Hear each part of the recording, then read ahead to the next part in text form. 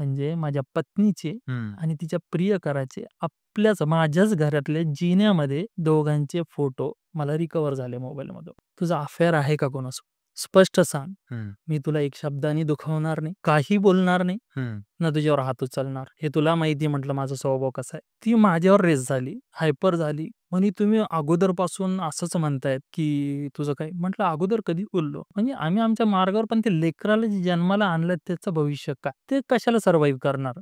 बरोबर. चूक त्यांनी केली किंवा मी केली, भोगणार लेकरं. खरं आहे. त्यांनी तर अजून दुनिया बघितलेली नाही, जग बघितलेलं नाही. ते करणार काय? बरोबर. त्यांना सांभाळणार कोण? ते आपला भाग आहे आणि त्यांना आई-वडिलांशिवाय दुसरं कोणाकडे राहत नाही मुलं. त्या गोष्टी माझ्या लक्षात होत्या.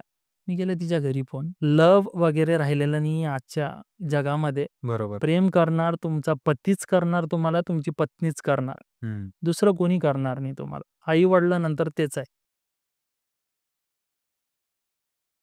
नमस्कार मंडळी. मी तुमचा मित्र विशाल आणि द लाईफ स्टोरी पॉडकास्टमध्ये तुमचं स्वागत आहे.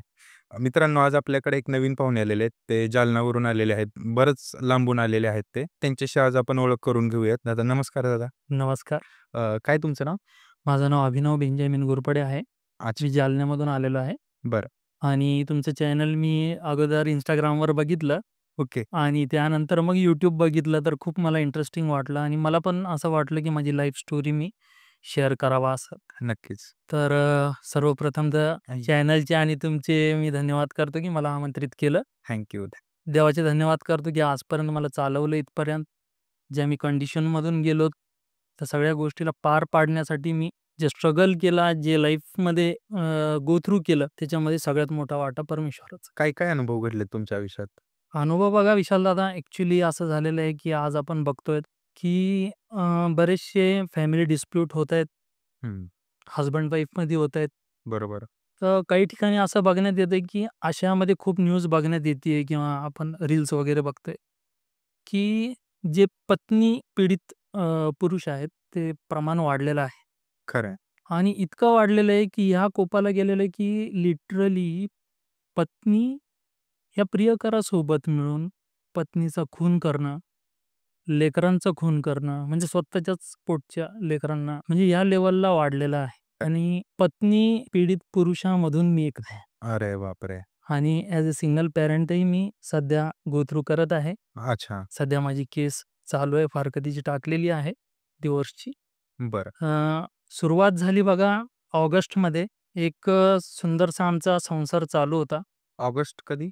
ऑगस्टची डेट असेल मे बी 8-9 तारीख असेल, म्हणजे 8-9 आता या ऑगस्ट 2024. 2 अच्छा म्हणजे 1 गेल्या वर्ष वर्षीच. अगोदर हां. बरं. आणि झालं काय, की चांगला सुखी संसार आमचा चालू होता. 2018 मध्ये माझं लग्न झालेलं आहे. अरेंज मॅरेज झालं होतं. अच्छा. आणि त्यातून आम्हाला एक गोडशी मुलगी आहे. तिचं नाव मधुरा आहे. वाह! आणि झालेलं असं आहे, की खूप चांगला संसार, हसत-खेळत आणि एज्युकेटेड फॅमिली, आम्ही सगळे एज्युकेटेड आहोत. आणि त्यामध्ये असं झालं, की सुखी संसार चालत असताना एक दिवस असा आला माझ्या आयुष्यात, की जे न घडणारी गोष्ट आहे ती घडली. आणि मला असं काही प्रकरण माहिती पडलं माझ्या मिसेसचं, हं, हं. की माझी म्हणजे लाईफ त्या ठिकाणी स्टॉप झाली. अरे बापरे! म्हणजे विचार एकदम बंद झालते, की नेमकं करणार काय आता पुढं? तो महिना होता 2024चा ऑगस्टचा. एक दिवस असं झालं, की थोडं मिसेसचं मला बिहेवियरमध्ये फरक वाटू लागला. बरं. आणि सुखी संसार होता. कधी आपण म्हणजे त्या लेव्हलला कधी बोलणं नाही वगैरे. हं, हं. तिला फिरायला घेऊन जाणं, लेकराला सोबत घेऊन जाणं, म्हणजे एन्जॉयबल असं आम्ही आमचं हे होतं. बरं. आणि त्यामध्ये असं झालं, की जेव्हा तिचं वागणुकीमध्ये फरक पडला, हं. मला जाणवत होतं. जसं आता बाईकवर चाललो, बरं. नॉर्मली हसबंड वाईफ चालले. बरोबर. तर एक एन्जॉयबल राईडमध्ये कसं वाटतं, की वाईफ चिटकून बसणं किंवा खांद्यावर हात ठेवणं, हां. ते अगोदर होतं. हं. आणि ऑगस्टमध्ये मला जाणवायला लागलं, की ती एकदम मागं बसणं, हातसुद्धा ठेवून नाही माझ्या ह्याच्यावर. हं, हं. मी तिला विचारायचो, "मग तू का अशी लांब-लांब राहते?" तर ती काहीतरी अशी ऑड उत्तर द्यायची, जे म्हणजे पचण्यासारखे नव्हते. बरं. तिच्या बिहेवियरमध्ये खूप फरक वाटत होता मला. आणि मग झालं असं, जाऊ द्या म्हटलं, काही टेन्शनमध्ये असेल किंवा काही. हं, हं. आणि मग असं झालं, की नंतर ते बिहेवियर तिचं खूप तीक्ष्ण होत गेलं. अच्छा. म्हणजे कधी मी बाहेरून आलो, जेवण न देणं, हं.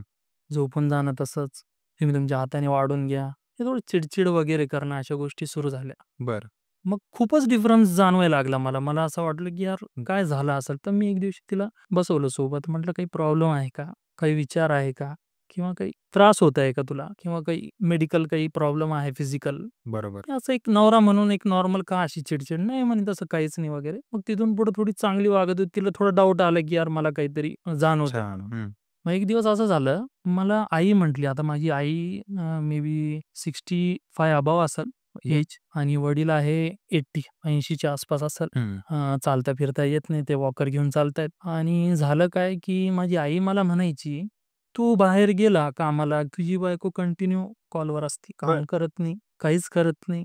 मग विषय असा झाला, की मी तरी म्हटलं जाऊ दे आता कसं आहे, थोडं वय पण आहे, यांना वाटत असेल तर मी तरी एक संभाषण केलं तिच्यासोबत. म्हटलं, "काही प्रॉब्लेम आहे का?" तर नाही म्हणे. हं. मग नंतर पुन्हा आई म्हटली, की मला आपल्या जिन्यामधून ती कपडे वगैरे धुवायला गेली आणि मला 2 जणांचा बोलायचा आवाज येतो. अच्छा. 2 जणांचा बोलायचा आवाज येतो. मग मला वाटलं आता एज झालेली आहे, तर कदाचित आपण असा भ्रम पाळला. तरी पण मनातली शंका निघायसाठी मी तिच्याशी संवाद साधला. हं. मी म्हटलं, "असं काही फोनवर नाही?" म्हणे, "मम्मी सोबत बोलते फोनवर वगैरे." तर आईला वाटतं, की असं-असं आहे, फोनवरच बोलती. म्हणजे आईने कधी अशी म्हटली नाही, की कोणासोबत बोलती वगैरे. हं. घरी बोलत असेल, पण आईचं म्हणणं होतं, की बाबा कंटिन्यू फोनवर कंटिन्यू असते. फोनवर असते. तर मी म्हटलो, "कमी कर हं. आणि थोडं कामही कर. त्यांची पण अपेक्षा जी आहे ते पूर्ण कर ना. ते कुठं बोलतील मग." पण त्यावेळेस तुम्हाला काही डाऊट वगैरे असं काहीच काही? नाही, काहीच नाही. आपल्या मनात नाही ना. आपण हं. एज्युकेटेड बॅकग्राऊंडमधून असल्यामुळे जी हं. आपली थिंकिंग आहे अशी हो. बॅकग्राऊंड याची नाही. बरोबर. तर त्यामुळं आपण एकदम फ्री नेचर आणि फ्री माहोल आहे घरातला पण. तुम्ही पण कधी आले घरी तर तुम्हाला कधी जाणवणार नाही, की मी अशा परक्या घरात आलो किंवा अनोळखी घरात आलो. या. तुम्हाला असं वाटेल, की मी खूप वर्षापासून ओळखतोय फॅमिलीला. म्हणजे एवढी बॉन्डिंग आहेत सगळे. आले ना घरी तर हं. तुम्हाला जाणवेल ते. माझी जे बहीण आहे मोठी, संभाजीनगर, छत्रपती संभाजीनगरला राहते. कामाला आहे. मी सांगू नाही शकत कुठं कामाला आहे. कारण चांगल्या पोझिशनवर आहे आणि झालं काय, ती कॉल करायची मधुरासाठी म्हणजे माझ्या मुलीसाठी, तर व्हिडिओ कॉल करायची WhatsAppला. रेग्युलर कॉल म्हणजे बॉन्डिंग खूप तिला खूप आवडती मधुरा, तर ती रेग्युलर कॉल करायची.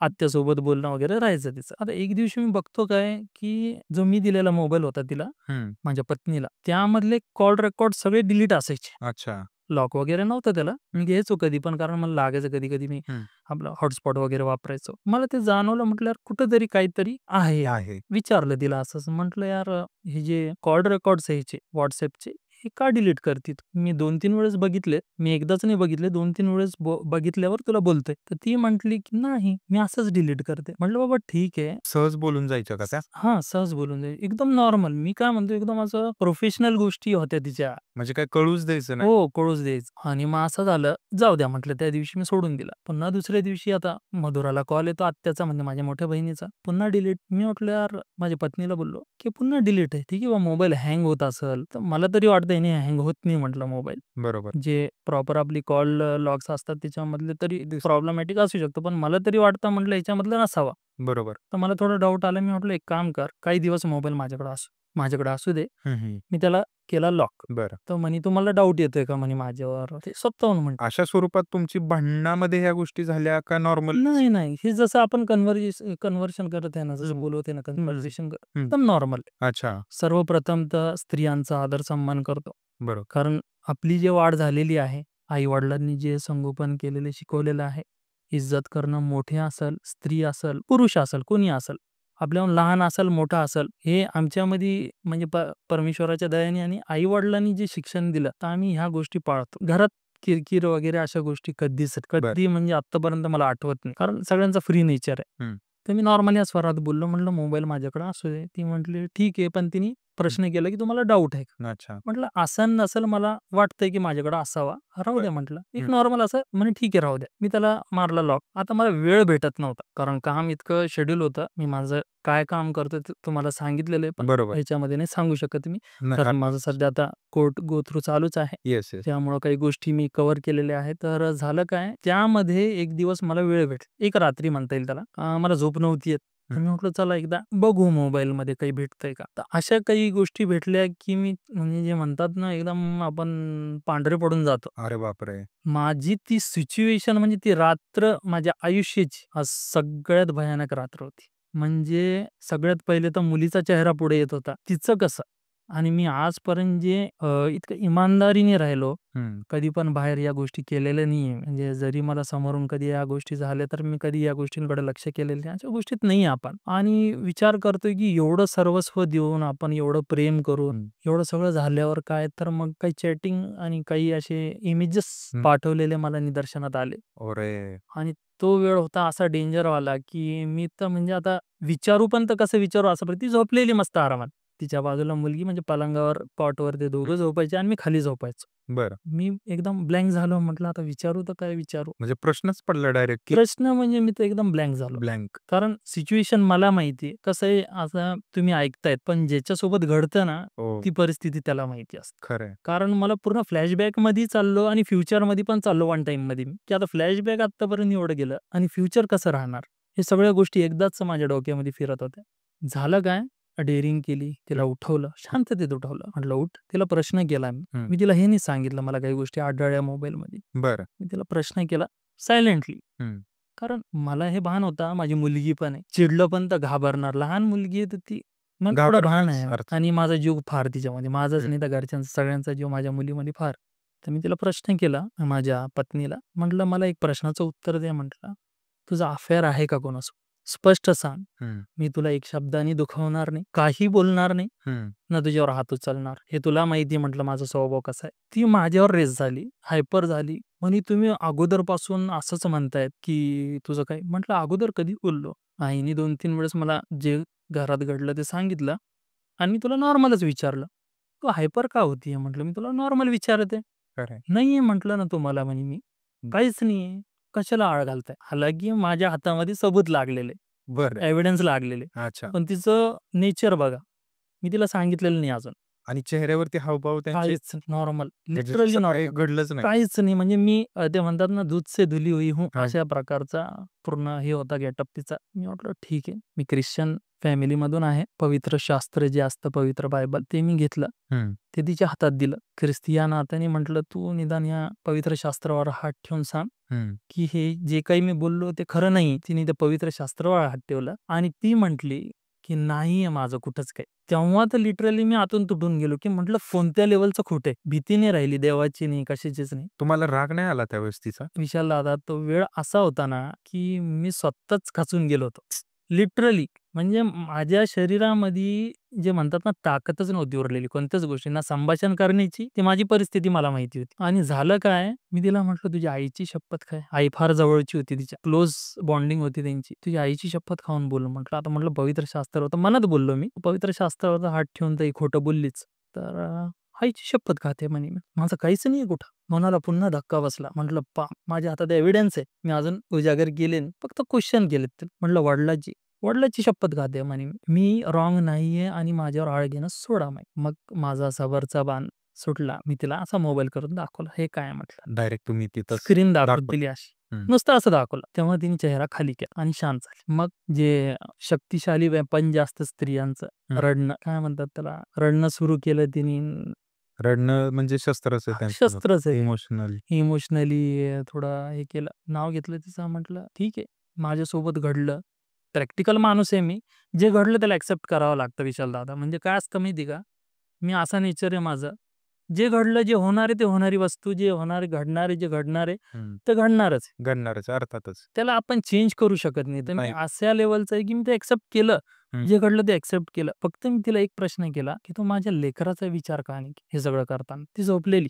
हं. मधुरा. गोड झोपे जे चेहरा असतो मुलीचा, लेकराचा झोपेमध्ये, तर तो आजही माझ्या डोळ्यासमोर येतो. की त्या लेकराला काहीच माहिती नाही, की तिची आई काय करते, काय नाही. मी तिला म्हटलं, "तू तिचा विचार नाही केला का?" तर ती म्हटली, काहीच नाही बोलली, शांत. म्हटलं, "काय आहे?" तर म्हणे, "खूप अगोदरचं आहे, मी बंद केलं" म्हणे. म्हटलं, "अगोदरचं कधीचं?"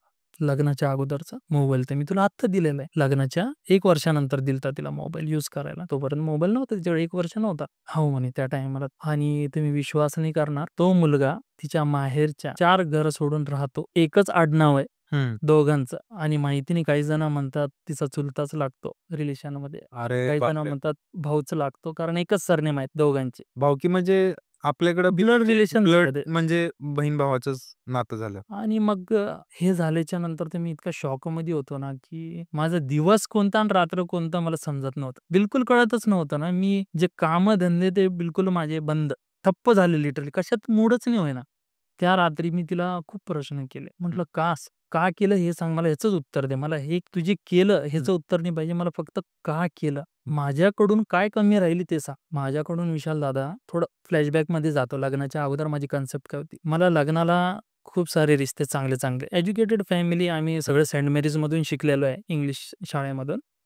आणि एज्युकेशन चांगलं झालेलं आहे. माझा डिप्लोमा इन ऑटोमोबाईलही झालेलं आहे. कॉम्प्युटर सायन्सही झालेलं आहे माझं. तर झालं काय माहिती का? मला चांगले स्थळ आले होते. पण माझी कन्सेप्ट काय होती माहिती जेव्हा मी जॉब करायचो, तेव्हा बघायचो मी स्त्रिया, लग्न झालेलं, मुलं-बाळ आहेत. काही-काहींची 8th मध्ये मुलं-बाळ आहेत. त्यांचे अफेअर्स बघायचो मी. म्हणजे ऑफिसमध्ये जिथं कामाला होतो. Extra marital extra marital. तर मी त्या दिवशी कन्सेप्ट डोक्यात घेतली होती, की आपण कमवतोय ना, तर आपल्या पत्नीला आपण घरीच ठेवणार आणि नाही शिकलेली चालते आपल्याला, गावातली करूया. अच्छा. असा विचार मी केलता, की बाबा घर-संसार सांभाळला पाहिजे तिने. बाकी बाहेर मी आहे ना सांभाळायला, मी जेवढं माझ्याकडून होईल. असा माझी कन्सेप्ट झालती. कारण मी जे वातावरण बघितलं होतं जॉबच्या ठिकाणी. हे बघा मी पुन्हा सांगतो, सगळ्याच महिला तशा नसतात. मोजक्याच असतात. खरं पण ते खूप ह्या लेव्हलला असतात. ते समजून जात नाही, की ते काय करतायत. किती आयुष्य किती जणांचे खराब करतायत. आता यामध्ये असं झालं, की मी अरेंज मॅरेज का निवडले आणि ते पण गावातली मुलगी, की मला पाहिजे होती, की तिने घर माझ्या आई-वडिलाला,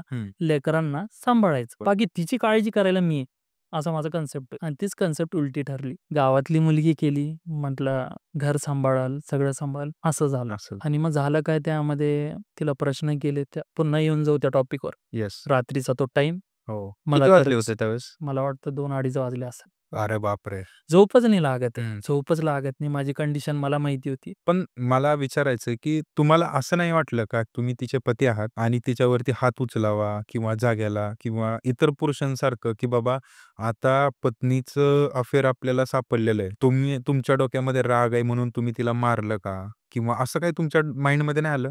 नाही, पहिली गोष्ट तर बघा, मला सगळ्यात जास्त प्रेम माझ्या मुलीवर आहे. जर मी हे गोष्टी केल्या असता, आता तुम्ही जे प्रश्न केला ना मला, राग आणि नाराजगी या दोन्ही एकसाथ होत्या माझ्यामध्ये. राग कशाचा होता, की मी एवढं हिला सर्व प्रेम दिलं, जे हिला लागतं या सगळ्या गोष्टी पुरवल्या. बरोबर. त्यानंतरही हिने असं त्याचा राग होता. असं नाही वाटलं, की तिला मारावा का तिला हे करावं. मारून काय भेटलं असतं मला सांगा? अगदीच खरं आहे. शेवटी काय असतं माहिती का, राग जो असतो ना विशालदादा, ह्यो तात्पुरता राग आहे ना, एक वेगळ्या वळणावर घेऊन जातो माणसाला. जेव्हा राग थंड होतो ना, त्याला पश्चाताप होतो. नाही, आपण बरेच बघतो ना, कधी-कधी पुरुषांकडून मारहाण होते स्त्रियांना, होतात. म्हणजे चुकल्या त्यावेळेस. पण हेच की आपल्या प्रेक्षकांमध्ये पण बरेच जण असे असतील, की चुकून-माकून हक्काने हात उचलला असेल. मला असं वाटतं, की एवढी गोष्ट होऊन सुद्धा तुम्ही 1% ही तिला हात उचलला नाही. म्हणजे एवढं प्रेमाने घेणं म्हणजे नॉट अ जोक. ऑब्व्हियसली मी ती सिच्युएशन मी ऐकतोय, तर मी कळतंय मला, की बाबा त्यावेळेस तुमच्यावरती काय बितली असणार आहे. सो मग त्याच्यापुढे मग तुम्ही त्यांना विचारलं असं? तुम्ही जसा प्रश्न केला, अगदी बरोबर आहे.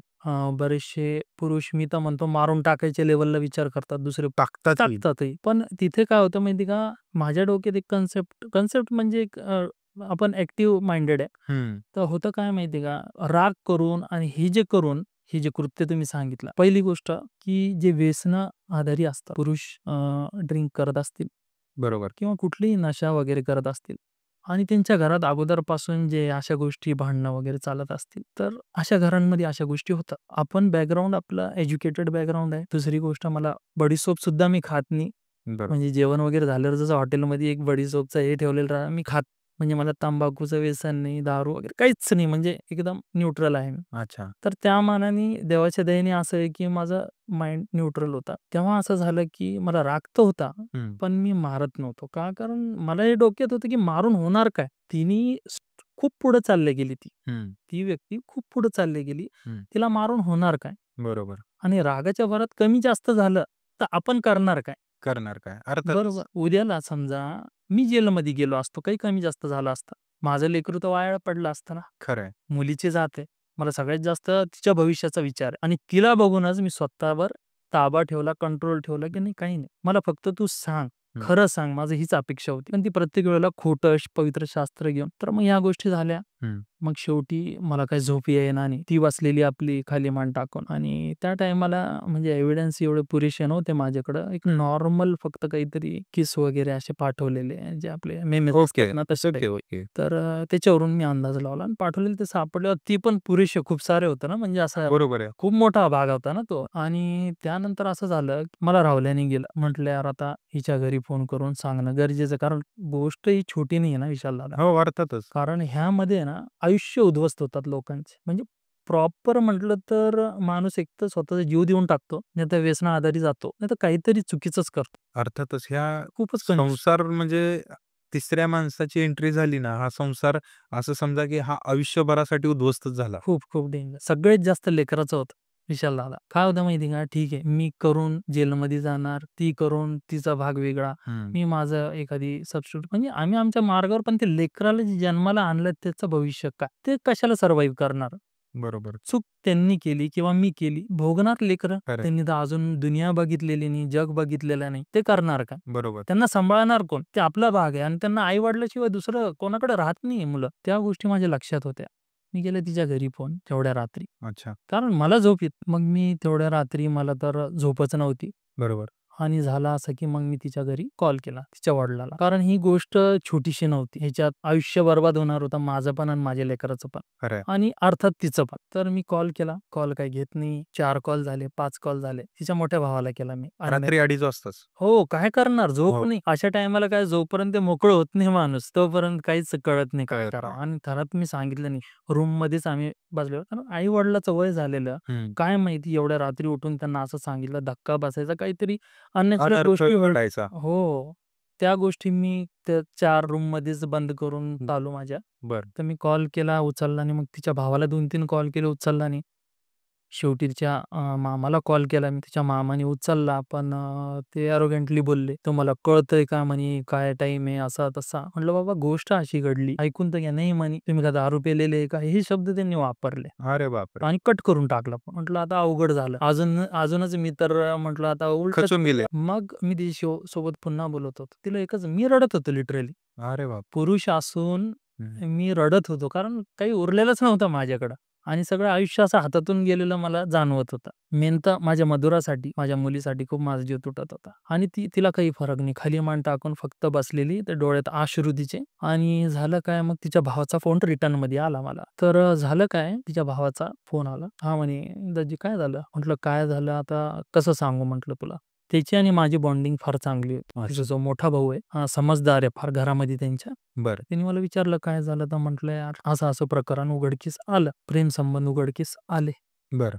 तो शॉकमध्ये गेला. तो म्हणे, "कसं काय?" म्हटलं, "काही गोष्टी मोबाईलमध्ये सापडल्यात. मुलगा कोण आहे?" सो अँड सो मी नाव सांगितलं. तो खूप परेशान झाला अजून. आता माहिती नाही, कदाचित लग्ना अगोदर पण त्यांचं असेल, पण हे आम्हाला असं दाखवत आहे, की जसं नवीन काही नवीनच घडतंय. काहीतरी घडलं. बरोबर की नाही? आपण किती गेलो तर आपल्या मुलीला वाचवायचा प्रयत्न किंवा आपल्या बहिणीला वाचवायचा प्रयत्न ते करणारच. करणारच ते ऑब्व्हियस गोष्टी आहेत. हो. ते आपणही समजून घेतो. तर मी सगळं सांगितलं, प्रकार असा-असा घडला. तर मग तो पण फार चिडला. तिच्याशी बोलला, की "तू हे काय केलं?" तो स्पीकरवर लावलेला होता फोन. "तू वडिलांचा विचार केला नाही का? आपल्या बापाचं काय होईल, काय नाही? आपल्या बापाची एवढी इज्जत आहे." असं दोघं बहीण-भावाचं संभाषण चालू. मी आपल्या बाजूला खालीच बसलेलो आणि मी तर डोक्याला हात लावून बसलेलो होतो लिटरली. काहीच समजत नव्हतं काय करावं म्हणून. म्हणजे काय चाललं लाईफमध्ये? अचानक जो यू टर्न झाला. काय म्हणजे काय होतंय काय कळत अनएक्सपेक्टेडच आहे हे. खूप अनर्थ. ते पण रात्रीचं.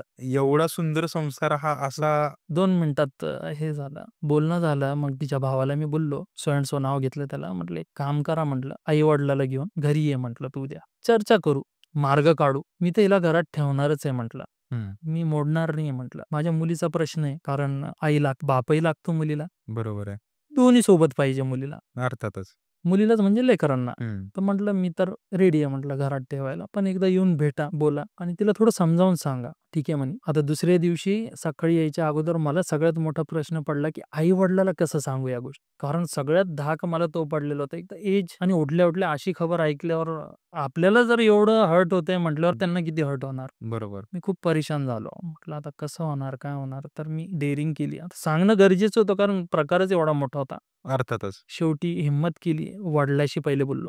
डॅडी म्हटलं, हं. असं प्रकरण उघडीस. तर डॅडी मलाच बोलले, "पागल आहे का तू? काहीही बोलतोय का? तुला कळतं का तू काय बोलतोय? आपल्या सुना अशा नाही." असे वडील बोलतात. इतका विश्वास त्यांना. मी म्हटलं, "झालंय." काही पुरावे माझ्या हातात लागले. तिला आवाज दिला. आईने विचारलं, "काय झालं?" आईला सांगितलं वडिलांनी, "तो असा-असा." काय म्हटले, "तो असा-असा म्हणतो." म्हणजे डायरेक्ट एलिगेशन लावले नाही तिच्यावर. अच्छा. मलाच दापत होती, की "तू काय बोलतोय? तुला कळतंय का? हं. भानावर आहेस का?" तिला बोलवलं. तिने खाली मान टाकली. जसं तुम्हाला आईनी सांगितलं, की फोनवरती डबल आवाज येतोय किंवा असं. त्यावेळेस त्यांना असं काही माइंडमध्ये डाऊट वगैरे नव्हता का त्यांच्या? नाही, एवढं काही नाही. आता कसं एक एज झाल्यावर आहे ना, ते फक्त एक नॉर्मल बोलायची, की मला असा आवाज येतोय, असं बोलतायत, हं, हं, हं. असं म्हणायचे ते. मी म्हटलो, की "बाबा ठीक आहे, बोलवा" म्हटलं तिला. तिला बोलवलं हॉलमध्ये. वडिलांनी, आईनी विचारलं तिला. हं. तिचं नाव घेतलं. "खरं आहे का?" काहीच बोलत नाही. खाली मान टाकून उभा. म्हटलं, "बोल, आता तरी बोल." म्हटलं, "हां, नाही." तर तिने मान हलवली. मग आई लागली रडायला. खूप म्हणजे इमोशनल वातावरण झालं. वडील लागले रडायला, की "आम्ही प्रेमात कुठं कमी पडलो? तुला आमच्या लेकीसारखं आम्ही आतापर्यंत हे केलं. कुठल्या गोष्टीची कमी नाही घरामध्ये. सगळ्याच गोष्टी आहे. घर स्वतःचं आहे. सगळ्या गोष्टी आहे." मग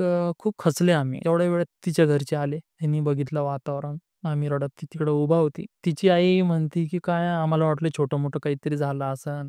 काहीतरी गैरसमज झाला असेल तुम्हाला. काढून टाका मग मनात." म्हटलं, "गैरसमज असतं तर खूपच चांगलं झालं असतं." म्हटलं त्यांना बोललो. "गैरसमज असता तर माझ्यासारखं आनंदी माणूस कोणी नसतं. प्रूफ झालेलं आहे." म्हटलं. ते दाखवले मी किसिंग वगैरे करतानाचे. म्हणजे जे आपले मीम्स मेमेज वगैरे. टाकलेले. तिचे वडील खचले, तिचे वडील रडायला लागले. तिच्या भावाने मारायला गेला तिला, पण मी थांबवलं. म्हटलं, "इथं घरात काही नाही करायचं. सध्या माझी पत्नीच आहे ती. मला ठेवायचीच आहे तिला. बरोबर. कोणी हात उचलणार नाही तिच्यावर." एवढं म्हणजे मी त्यांना सुद्धा रोखलं. तिच्या आईला, तिच्या भावाला मारायला गेले ते जेव्हा प्रूफ दाखवला तर. पण मी अडवलं, थांबवलं आणि मग ते मला विनंती करू लागले. म्हटलं, "विनंती करू नका. मी काय तिला हाकलत थोडी आहे घरातून. का तुम्हाला म्हटलो का मी घेऊन जा. बरोबर, मला ठेवायचंय तिला. मला एक चान्स द्यायचा. चान्समध्ये तिने स्वतःला प्रूफ केलं पाहिजे." म्हटलं. बरोबर. मग ते तिला बोलले, "बघ म्हणे एवढं चांगलं घर भेटलं आणि तू कसं काय?" म्हणजे त्यांच्या भाषेत जरा थोडं वाईट बोलले. तर मग मी म्हटलो, "जाऊ दे जे झालं ते झालं. तुम्ही पण नॉर्मल राहा. फक्त तिला समजावून सांगा." म्हटलं, "इतका सुंदर संसार आहे, लेकरू आहे, नवरा, सगळ्या गोष्टी चांगल्या आहेत. तर ठीक आहे झालं जिकडलं-तिकडं." थोडं मी म्हटलं, की यार आपण थोडं सतर्क राहायला पाहिजे. थोडं कुठेतरी मनात आलं ते, की यार कारण तिचं वागणूक वगैरे म्हणजे नॉर्मल दुसऱ्या दिवसापासून नाही का जसं काही झालंच नाही. अच्छा.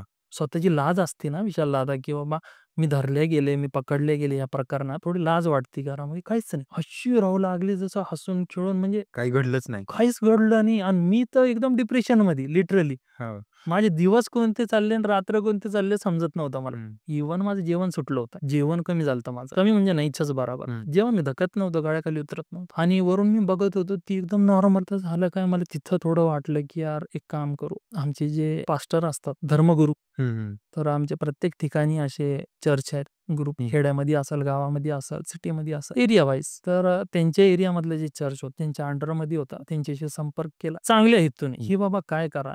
मनात येऊ लागलं ना, आता शांत आहे, पण पुन्हा 2-4 दिवसांनी पुन्हा जर यांचं पुन्हा सुरू झालं दोघांचं, एक मनामध्ये भीतीच राहिली ती. तर त्या पाळक साहेबांना लेखी स्वरूपात पत्र लिहिलं, की बाबा असं-असं प्रकरण उघडकीस आलं. तुमच्या गावातले तुमच्या मंडळीमधले आहेत दोघं पण. तर एकदा तुम्ही एक मीटिंग घ्या. त्या दोन्ही परिवाराची, आमची आणि त्यांना एक धर्मगुरू या नात्याने त्यांची कान उघडणी करा. त्यांना एक सांगा, समज द्या. समज द्या, की बाबा जे तुम्ही केलंय चुकीचं केलं आणि इथून पुढं असं काही घडलं नाही पाहिजे. हां, बस हेच आमची अपेक्षा आहे हं. म्हटलं. तर ते रेडी झाले. ते म्हटले, "ओके, आपण करूया." आणि एवढं मोठं घडलं, तुम्ही क्षमा करताय, ही लई मोठी गोष्ट आहे. आणि या दरम्यान विशाल दादा सगळ्यात मेन म्हटलं तर एक आमचे ब्रदर आहेत, माझे मित्र पण होते अगोदर. आता देवाचे दास, देवाचे सेवक आहेत, आशिष पाटोळे म्हणून आहेत. हं, हं. तर त्यांची पण मंडळी आहे, गॉड्स ग्रेस ग्रुप म्हणून. हं, हं. तर तिकडं मी तिला घेऊन चाललो होतो प्रार्थनेसाठी, बरं. की बाबा काहीतरी पॉझिटिव्ह इम्पॅक्ट पडणं सुरू होईल, सुधरण अशा गोष्टीमुळं प्रेयर वगैरेला घेऊन जाणं तिला रेग्युलर फ्रायडे, संडेला असायची. तर प्रेयर वगैरे रेग्युलर चालू होती. तिला घेऊन चाललो होतो या माहिती पडल्याच्या नंतर. पण मग नंतर तिकडल्या जे पास्टर आहे त्यांना आपण लेटर दिलं. ते बरं. म्हटले, "ठीक आहे, एक डेट बघू." त्यांच्याशी संभाषण करतो दोघा परिवाराचे पहिले हं, हं. आणि मग एक डेट फिक्स करू. त्यामध्ये असं झालं, की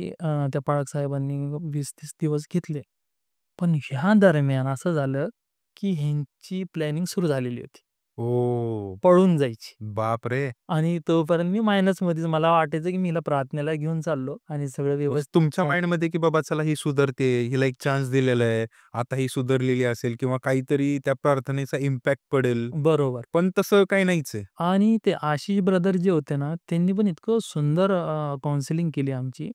तिला समजावून सांगितलं, मला पण समजावून सांगितलं, या गोष्टी होत असतात. हं. एकमेकाला क्षमा करा. परमेश्वराकडून आलेल्या आज्ञा असतात या हं. आणि क्षमा करणे प्रथम कर्तव्य आपलं. बरोबर. तर ठीक आहे, मी मायनसमध्ये म्हटलं जाऊ द्या, सगळं सोडून टाका. घडतं. मी पण क्षमा केली तिची आणि तिने पण ही गोष्टी समजून घ्यायला पाहिजे होती, की एवढं मोठं प्रकरण झाल्यानंतरही माझा नवरा मला क्षमा करतो, माझी फॅमिली मला क्षमा करते. तिने चांगलं राहायला पाहिजे होतं. मग ह्यांचे प्लॅन म्हणजे नेमके कसे? सांगतो मी तुम्हाला आता हं. ते ट्विस्ट कशी झाली. मी पण संभ्रमात होतो, की ह्या गोष्टी नंतर कळालं, की ते प्लॅन आउट चालू होतं त्यांचं माघारी. ओह! आता झालं काय, ती घरात राहून या प्रकरण होऊन हं, हं. 20 दिवस निघाले.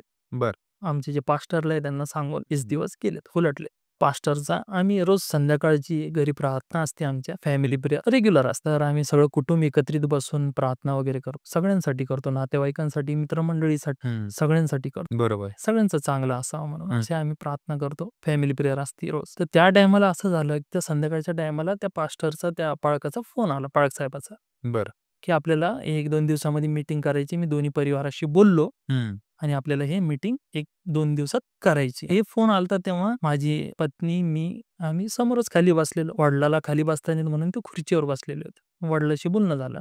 मला एक प्रश्न विचारायचा आहे. हो, विचार. त्याच्या इन बिटवीन तुमच्या पत्नी मला त्याच्यासोबत रिलेशनमध्ये राहायचंय किंवा असं काही तिने इच्छा व्यक्त नाही का केली, की बाबा असं आहे काही? काहीच नाही केली. तिने फक्त एवढं म्हटली, की "ठीक आहे, मी ह्याच्यापुढं करणार नाही." असा तिने शब्द वापरला. म्हणून आपणही तिला घडी-घडी रिवाइंड त्या गोष्टी केल्या नाही. अच्छा. म्हटलं म्हणजे सुटलं. जिथली गोष्ट घडली तिथं सोडून द्यायचं सोडून आणि एक टाकलं. चांगल्या गुड नोटवरती आपण ते परत स्टार्ट करू. बस एक रिटर्नमध्ये आपण म्हणतो, की न्यू लाईफ स्टार्ट सुरुवात करायची. करायची. हं. असं मी तर प्रॅक्टिकल तुम्हाला अगोदरच सांगितलं. मी प्रॅक्टिकल माणूस. जे आहे ते आता घडलं, हं. घडलं तर ते घडलं. त्याला आपण बरोबर. काही करू शकत नाही. हं. आणि त्या जसं तिने काही उल्लेख केला नाही, काही नाही. पण तिची प्लॅनिंग चालू होती हे मला माहिती नव्हतं. आता झालं काय, जसा त्या आमच्या धर्मगुरूचा फोन आला संध्याकाळी, हं. ती झाली रेस्टलेस. ओके. ह्या लेव्हलला झाली, की अक्षरशः आपण म्हणतो ना, माणूस घाबरल्यावर कसे तिचे होठं कोरडे पडणं, सुक्क पडणं अशा टाईपचं मला हं. दिसून आलं. मी तिला विचारलं, सीरियस झाली खूपच अशी म्हणजे डिस्टर्ब झाली का तू? चल-बिचल. तर मी तिला विचारलं, म्हटलं नाव घेतलं मी घरात म्हणजे रूममध्ये गेल्यावर म्हटलं, "काय प्रॉब्लेम झाली का? भीती वाटतीये का?" हे प्रश्न केला. म्हटलं, "घाबरू नको." तिला हे सुद्धा म्हटलं मी. पाळक साहेबाचा फोन आला धर्मगुरूचा. मीटिंग चांगल्यासाठी करत, वाईटासाठी करत. अर्थातच. तुमच्या पण चांगल्यासाठी आणि आमच्या पण चांगल्यासाठी. बाकी दुसरं त्याचा हेतू नाहीये काही. ते एक चांगलं मीटिंग म्हणजे जस्ट इन जनरल डिस्कशन की हो, की बाबा आता पाळक साहेब सगळे आपले फॅमिलीची सगळी माणसं आणि हो. त्याच्यामध्ये एक चांगल्या नोटवरती डिस्कशन करणं आणि मिटवून घेणं. बरोबर. हं. हेच माझा उद्देश तोच होता. माझा हं. पर्सनल उद्देश. त्या उद्देशाने मी त्या धर्मगुरूला अप्रोच झालो बरं. आणि त्यांना पण आवडलं, की बाबा हे काय करतायत. हं.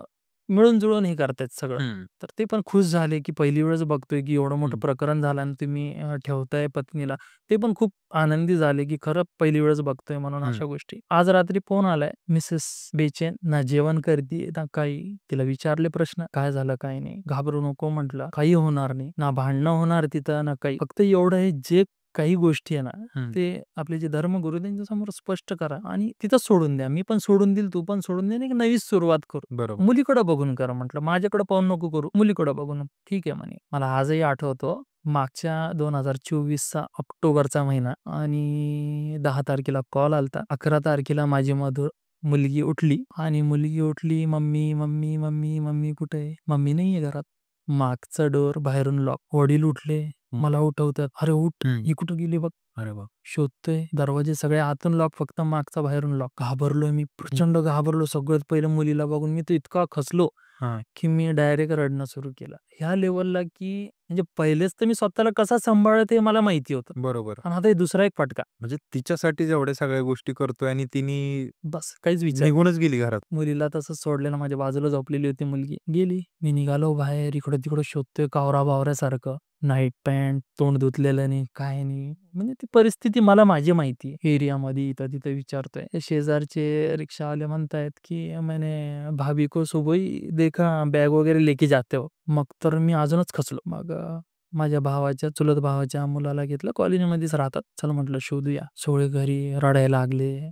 माझी मुलगी रडायला लागली, काय झालं वगैरे म्हणून. आणि मग झालं काय, की मी शोधणं सुरू केलं. बस स्टँड, रस्त्यानी बघायलो, प्रत्येक रिक्षामध्ये बघतोय. म्हणजे लिटरली जे म्हणतात ना पागल झाल्यासारखं, हं. तसं झालं ते माझी सिच्युएशन. बरोबर. शोध, शोध, शोध, शोध सगळीकडे शोधणं चालू. बस स्टँडला गेलो, रेल्वे स्टेशनला गेलो. कुठंच काही पत्ता नाही लागायना तिचा. शेवटी थकून हारून मी एका ठिकाणी उभा राहिलो. देवाला प्रार्थना केली, "देवा का माझ्यासोबत असं होतंय?" म्हटलं. "का मलाच असं? आणि मी काय कधी कोणासोबत चुकीचं वागलो?" म्हणजे तो पिरियड असतो ना, माणूस दोष देणं लावतं सुरू करतात. खरं आहे. मी काय केलं होतं म्हणलं. घरून फोन येतोय, की घरी येऊन जाय म्हणे. हं. तिच्या चिठ्ठ्या सापडल्या. तिने 3 चिठ्ठ्या लिहून गेलेली. त्याच्यामध्ये काही पॉइंट्स असे आहेत, की मला नाही राहायचं. म्हणजे इमोशनल चिठ्ठी म्हणजे बघा किती प्री प्लॅन आणि मेंटली किती स्टेबल होती ती. अच्छा. तिने असे काही म्हणजे काय म्हणतात ना त्याला दिशाभूल करण्याचा प्रयत्न ज्याला म्हणतो. हं, इमोशनल चिठ्ठ्या लिहिल्या, की बाबा मला शोधायचा प्रयत्न करू नका. मुलीची चांगली काळजी घ्या. म्हणजे नाव घेतलं त्याच्यामध्ये. मुलीची चांगली काळजी घ्या. हं. मुलगी राहील तुमच्याकडं. मी वाईट आहे. मी अशी आहे. मी जे चुकीचं केलं ते खूप वाईट केलं म्हणे मी. अशा बऱ्याचशा गोष्टी लिहून ती आणि माझ्या आई-वडिलाला सांगा, की बाबा ह्याच्यामध्ये तुमचा दोष नाहीये. तुम्ही काही केलेलं नाहीये. हं. आणि मी स्वतः माझ्या स्वखुशीने घर सोडून चालले कारण मला राहू वाटत नाही. बरं. म्हणजे अशी चिठ्ठी लिहिली. पण ॲक्चुअली मला असं कळालं होतं, हं. की ती घर सोडून जायच्या अगोदर 2 दिवसाआधी मुंबई या ठिकाणी तो मुलगा जाऊन त्यांनी व्यवस्था केली होती राहण्याची वगैरे तिकडं. बघा प्लॅन आउट कसा होता. तो गावाकडं पुन्हा आला हां. म्हणजे तिच्या आई-वडिलाला पण कळावं नाही म्हणून. कारण 4 घरं सोडूनच तिचे आई-वडील राहतात त्या मुलाच्या घरापासून. बरं. ते मुंबईला गेलती. हे नंतर कळालं मला सगळ्या गोष्टी. अच्छा. आणि मग ते मी काय घेतले लेटर वगैरे वाचले तर मी इतका रडलो ते आता इमोशनल लेटर होते. मला वाटलं हिला पश्चाताप झाला. पण ॲक्चुअली पुढे सांगायला मी पश्चाताप नव्हता म्हणून तो. मला तर पश्चाताप वाटत होता तो. तर मला इतकं रडू आलं मी इतकं रडलो अक्षरशः एक लहान लेकरू कसं आस्तळून रडतं ना, तसं मी रडलो. तर माझी मुलगी माझ्याकडे आली माझा आवाज ऐकून. "पप्पा काय झालं?" मग मम्मी घर सोडून गेली. मग तर काय विचारूच नका. असा प्रश्न जेव्हा मुलीने विचारला ना, तिला जवळ घेऊन इतका रडलो मी म्हणजे नाही सांगता येत सिच्युएशन काय होती मग. तर झालं काय माहिती का त्याच्यानंतर मी पहिले पोलीस स्टेशन गाठलं. पोलीस स्टेशनला गेलो. पोलिसांना सगळं सांगितलं. आता पोलिसवाले म्हणतात, की 24 तास होऊ द्या. घरी येईल व्यक्ती ती. त्यांना म्हटलं आता लेटर हातामध्ये आहे. ती व्यक्ती म्हणते मला शोधू नका. मी आयुष्यासाठी घर सोडून चालले. हे सगळं असल्यावर तुम्ही हे करा म्हटलं. तर मी असं बोलल्याच्या नंतर त्यांनी मग माझी एफ-आय-आर घेतली मिसिंगची कंप्लेंट दिली आणि मी लिटरली कोणासमोर आजपर्यंत हात जोडलेले नाही. त्यांच्यासमोर जोडले, की प्लीज माझ्या पत्नीला शोधून काढा. ते म्हणे "काय प्रकरण आहे? का घर सोडून गेली? तू काही केलं का?" त्यांना सगळ्या गोष्टी सांगितल्या मी. असं-असं प्रकरण होतं आणि सांगणं गरजेचं होतं ते मला. बरोबर. रिॲलिटी लपवून अर्थ नाही. बरोबर. आणि मग असं झालं, की त्यांना सगळं सांगितल्यावर लिटरली त्यांचे शब्द काय होते माहिती आहे का पोलिसवाल्यांचे? तिघं-चौघं होते. त्यांनी सगळ्यांनी ते लेटर वाचलं आणि ते हसले. त्यांचा रोजचा इश्यू असतो हा. त्यांना बरोबर आहे. कळतं ते लेटर वगैरे वाचून. त्यांनी मला सांगितलं, की "अभिनव तू वेडा आहेस. हं. तू जिच्यासाठी हात जोडत आहे, रडत आहे, ती कधी येणार नाही म्हणे तुझ्यासाठी. ती धोका देऊन गेली म्हणे आणि 100% त्या मुलासोबतच गेली असेल म्हणे." हे त्यांचं म्हणणं आलं. बरं. म्हटलं, "सर काही असो, माझी रिक्वेस्ट ही आहे, तिला शोधा, परत आणा. मी तिला घरात ठेवन म्हणजे ठेवन." अच्छा. तरी पण तुम्ही तिला घरात ठेवायला तयार? लिटरली. अरे बापरे! तर विषय तसा होता. हां. माझ्या मुलीसाठी. समजू शकतो. काय मग नंतर कशाचं मग जेवण बंद. लिटरली मी नाश्ता बंद, दुपारचं जेवण बंद. आई-वडील परेशान. "अशाने तू मरून जाशील म्हणे तू." 2 दिवस उलटले. जेवण बंद होतं माझं. मुलीकडं पाहायचो, रडायचो, रात्रभर जागायचो. झोपच नव्हती येत. आणि मुलीला बघून जास्त मी खूप इमोशनल व्हायचो तिला. तिकडं त्या मुलानी म्हणजे काय प्लॅन करून ठेवले ते म्हणजे कसं केलं? प्लॅन असे होते ते, त्यांनी तिकडे जाऊन बंदोबस्त करून आलता. पण पोलिसांनी त्याला पकडू नये हां. म्हणून तो नाही का तिथं बंदोबस्त करून इकडंच राहिला गावामध्ये. अच्छा. म्हणजे जेव्हा ट्रॅक करतील त्याचं लोकेशन तर गावामध्येच भेटलं पाहिजे. एवढं मास्टर माइंड होतं. बापरे! तिला तिकीट वगैरे काढून दिलतं त्यांनी. हां, तिला रवाना केलं. हां. तिला सगळं डायरेक्शन दिलं. तिच्या आई-वडिलांना माहिती होतं सगळं. अच्छा म्हणजे हे सगळं घडतंय माहिती आहे ऑलरेडी? त्यांनी हे सगळ्या गोष्टी ना म्हणजे जेव्हा ही सिच्युएशन चालू होती का मला माहिती नव्हतं. हं. नंतर सगळ्या गोष्टी उघडकीस आल्या माझ्या. बरं. तर तिच्या आई-वडिलांनी मला तो कॉल करून शिव्या-गाळ्या देणं. हां. लिटरली घाण-घाण. बापरे! की तूच काहीतरी अरे तू रे डायरेक्ट तूच काहीतरी केलं, तूच मारला असन. हं. म्हटलं बाबा ती चिठ्ठी लिहून गेली तुम्ही वाचा म्हटलं आणि मी त्याच्यातलं आणि तुम्हाला पण चांगलं माहिती पण ते ऐकायलाच नाही. मला शिव्या देणं. आणि हालाकी त्यांना माहिती होतं मुलगी त्यांची कुठं आहे. त्यांनी दुसऱ्याच दिवशी त्या मुलाला पकडलं होतं. त्यांना माहिती होतं ह्यानेच कार्यक्रम लावलेला आहे. लावलेलं आहे. हो. आणि त्याला पकडून ठेवलं आणि राइट टाईमवर तिचा कॉल त्याच्या ह्याच्यावर आला. जेव्हा त्यांनी पकडलं होतं तिच्या परिवाराने. बरं. बोल म्हणे तिला, हं. आम्ही पकडलं म्हणून सांगू नको. तिने जसं तिथं ॲड्रेस सांगितलं, मी या ठिकाणी आहे, पोहोचले. ह्यांनी लगेच इथून तिची मावशी राहते मुंबईमध्ये, तिला कॉल केला. तिला तैनातच ठेवलं होतं, तू रेडीच राह. हं, हं. तिला सांगताच तिची मावशी तिकडं पकडलं तिच्या मावशीने त्यांनी हं. आणि घरी घेऊन गेले तिच्या मावशी. अच्छा. पण हं. मला ह्या गोष्टी माहितीच नाही त्या काळात. त्यांचं तिकडं चाललं. हां. आणि मला फोन करून टॉर्चर करतायत. ओह! आई-वडील. बापरे! त्यांनीच त्यांच्या घरी लपवलं मावशीच्या आणि मला करतायत टॉर्चर. असं का? मुलीची चूक कशाला काढतील ते? माझ्यावर दोष लावतील ना ते. आज गावासमोर येईल, समाजासमोर येईल, छी-तू होणार. पण ते होऊ द्यायचं नाही ना. माझ्यावर ब्लेम टाकायचं. ते मला फोन करायचे. तुम्हाला असं करू, तसं करू, केस करू. हां. घाबरू लागले. एक तर मी माझ्या परेशानीत हां. आणि त्याच्यावर हा लोड आणि सगळं त्यांनी प्लॅन असं मस्त केलेला आणि मला रोज फोन करून टॉर्चर. जर ती सापडली आणि घरी यायचे. हं. मी नसलो ना, मी बाहेर राहायचो. हां. तर आई-वडिलांना शिव्या-गाळ्या देऊन जायचे घरी येऊन. अरे देवा! की आम्ही असं आई-वडील एकदम म्हातारे ते पण खचलेले. हं. आम्ही असं करू, तसं करू. आमच्या मुलीला जर काही झालं, हं. तर तुम्हाला असं करून. हालाकी मुलगी सेफ त्यांची तिकडं. हे आम्हाला माहितीच नाही. बापरे! ते नंतर माहिती पडलं.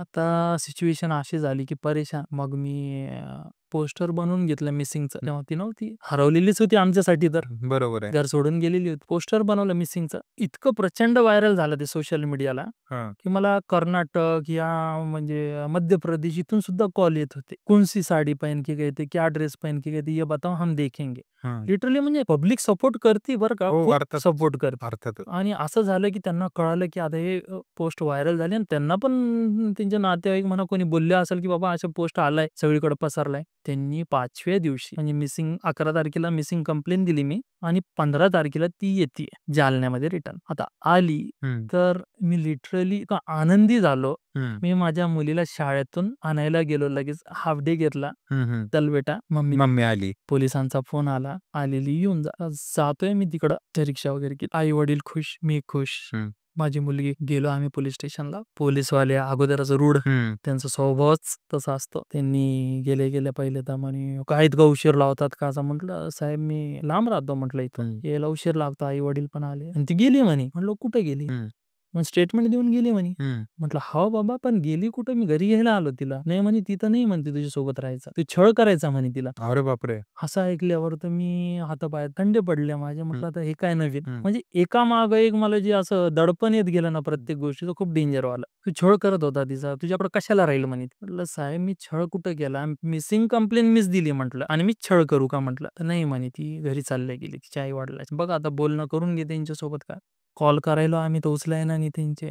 तिची आई नाही, बाप नाही, वडील नाही. तिच्या भावाला फोन केला. तिचा भाऊ उचलत नाही. मोठा भाऊ जो कोऑपरेट करायचा आम्हाला तो पण नाही उचलत आहे. मग जे आमचे मध्यस्थी होते काकू जिने स्थळ आणलं होतं. हं. तिच्या घरी गेलो. तिला प्रकरण माहिती होतं की नाही माहिती नाही. माहिती असेल कदाचित आता एवढं मोठं झाल्यावर. तर मग मी तिला सगळं सांगितलं आणि म्हटलं मी तिला नांदवायला तयार आहे. एवढं काही झालं मी तर सगळी धडपड करते तिच्यासाठी की घरात यावा म्हणून तिने. ती म्हटली, "मी बोलून बघते." ती बोलली नाही बोलली तिचा प्रश्न. तिने फोन केला की तिची यायची इच्छा नाही. ती म्हणते की "तू खूप छळ करत होता. हं. खूप मारत होता आणि उपाशी ठेवत होता." म्हटलं, "मी असा मनात सुद्धा विचार कधी केलेला नाही." म्हटलं. बरोबर. "तर करू कसा?" म्हटलं या गोष्टी कृत्यामध्ये. तर नाही म्हणे ती नाही म्हणते.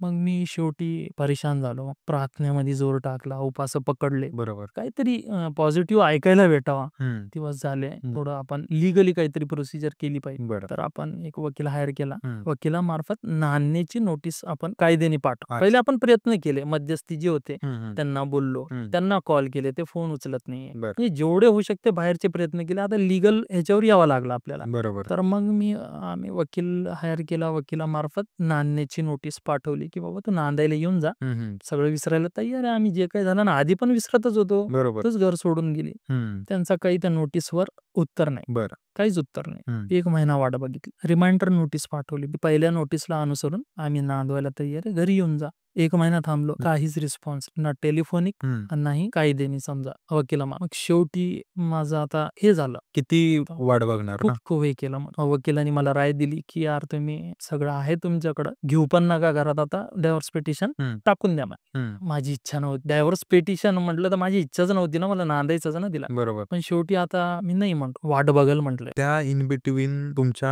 मुलीला तोपर्यंत म्हणजे कळत होतं का ह्या गोष्टी, की आई गेलीये? हां, मग तिला तिच्या मनावरती काय परिणाम झालता का त्यावेळेस? नाही, मनावर काही परिणाम नाही झाला. किती गेलं तर ती तेव्हा वय असं 5 वर्षाची होती. 5 5, वर्ष. 5 वर्षाची. अच्छा. पण ती तिला आईला एवढं हां. आईला मिस करायची का ती? नाही, एकदा पण नाही. तुम्हाला सांगतो अजून एक ट्विस्ट आहे पुढं. तिने आहे ना हं. काहीच बोलली नाही. हं, हं. उलट माझ्याजवळ येणं, माझ्या मुकी घेणं, हं, हं. "पप्पा काळजी करू नका, मम्मी येईल." हे शब्द होते तिचे. बापरे! एवढी लहान असून? हां, खूप मॅच्युअरली बोलायची ती हं. मला. आणि तिचा जो आधार बसायचा ना, ती एकटी अशी होती की तिचा धीर यायचा मला तिच्या बोलण्याने. "मम्मी येईल, मम्मी गेली ना, मम्मी येईल," अशी म्हणायची. आता झालं काय, लीगल नोटीससाठी वकील म्हटले की आपण आता फारकतीची नोटीस पाठवू. पेटिशन दाखल नाही करायचा, फक्त नोटीस पाठवू. त्यांना असं वाटेल की नको तुटायला तर येतील. असा एक उद्देश होता त्याच्यामागे. बरोबर. पण मी नाही म्हटलो. म्हटलं थांबू. आता एक कॉल येतोय मला पोलिस स्टेशनवरून. या दरम्यान जेव्हा वाट बघत, "अभिनव घोरपडे बोलतायत का?" म्हटलं, "हो, मी सो अँड सो पोलिस स्टेशनमधून बोलतोय. तुमच्यावर, तुमच्या वडिलांवर, बहिणीवर, भावावर 498 टाकण्यात आलेली आहे. पोलिस स्टेशनला येता का? आम्हाला यावं लागेल." बापरे! आजपर्यंत आपण पोलिस स्टेशनची पायरी चढलेलो नाही. कधी या गोष्टी माहिती नाही. पण देवाला धन्यवाद करतो मी. त्या काळामध्ये पण मी स्वतःला स्टेबल ठेवलं, काम ठेवलं. देवाने केलं सगळं, परमेश्वराने. आपण तर काहीच नाही, करणारा तोच आहे. तर मी एकदम असं हँडल केलं त्याला, की त्याला पहिले म्हटलो, की "सर कोणत्या बेसवर केलेलं आहे? काही एव्हिडन्स जोडले का ते?" मला माहिती आहे एव्हिडन्स भेटणार कुठून, कारण आपण केलेलंच नाही. केलेलंच नाहीये अर्थातच. त्यांना लीगल टाईपमध्येच बोललो, की "नाही," म्हणे, "तसं नसतंय," म्हणे. "छळ केला, हे केला." टाकलं म्हणे तिने. आता त्याच्यात प्लस पॉइंट असा होता, त्या पोलिस स्टेशनमध्ये स्वीपर स्टाफमध्ये तिचा भाऊ आहे, मावशीचा बरं. मुलगा. त्यांच्यामध्ये त्या पोलिसांमध्ये बऱ्याचशा अशा गोष्टी म्हणजे की माझी बहीण आहे.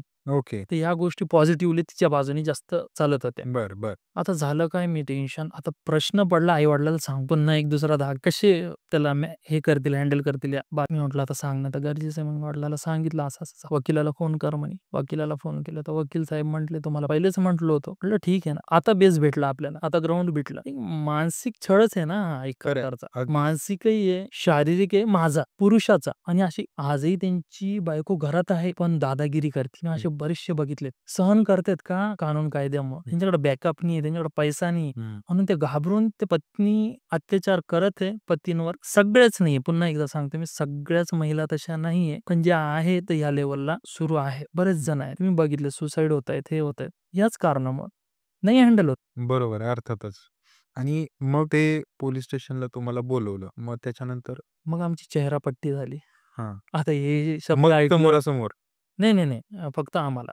अच्छा. समोर-समोर नव्हतं आलो. चेहरापट्टीमध्ये इन द सेन्स की बाबा हेच लोकं आहेत ज्यांच्यावर गुन्हेगार.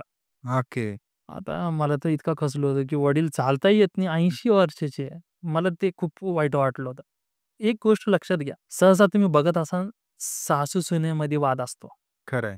सासूचं पहिलं नाव टाकलं जातं. अर्थातच. सासूचं नाव कुठंच नाही. फक्त मात्र जे नोकरीला आहेत का, जे कमवतायत ना, त्यांची नावं आहेत. अच्छा. वडिलाला पेन्शन आहे, हं, त्यांचं नाव. मी कमवतोय, माझं नाव. हं. मोठे भाऊ जॉबला, त्यांचं नाव.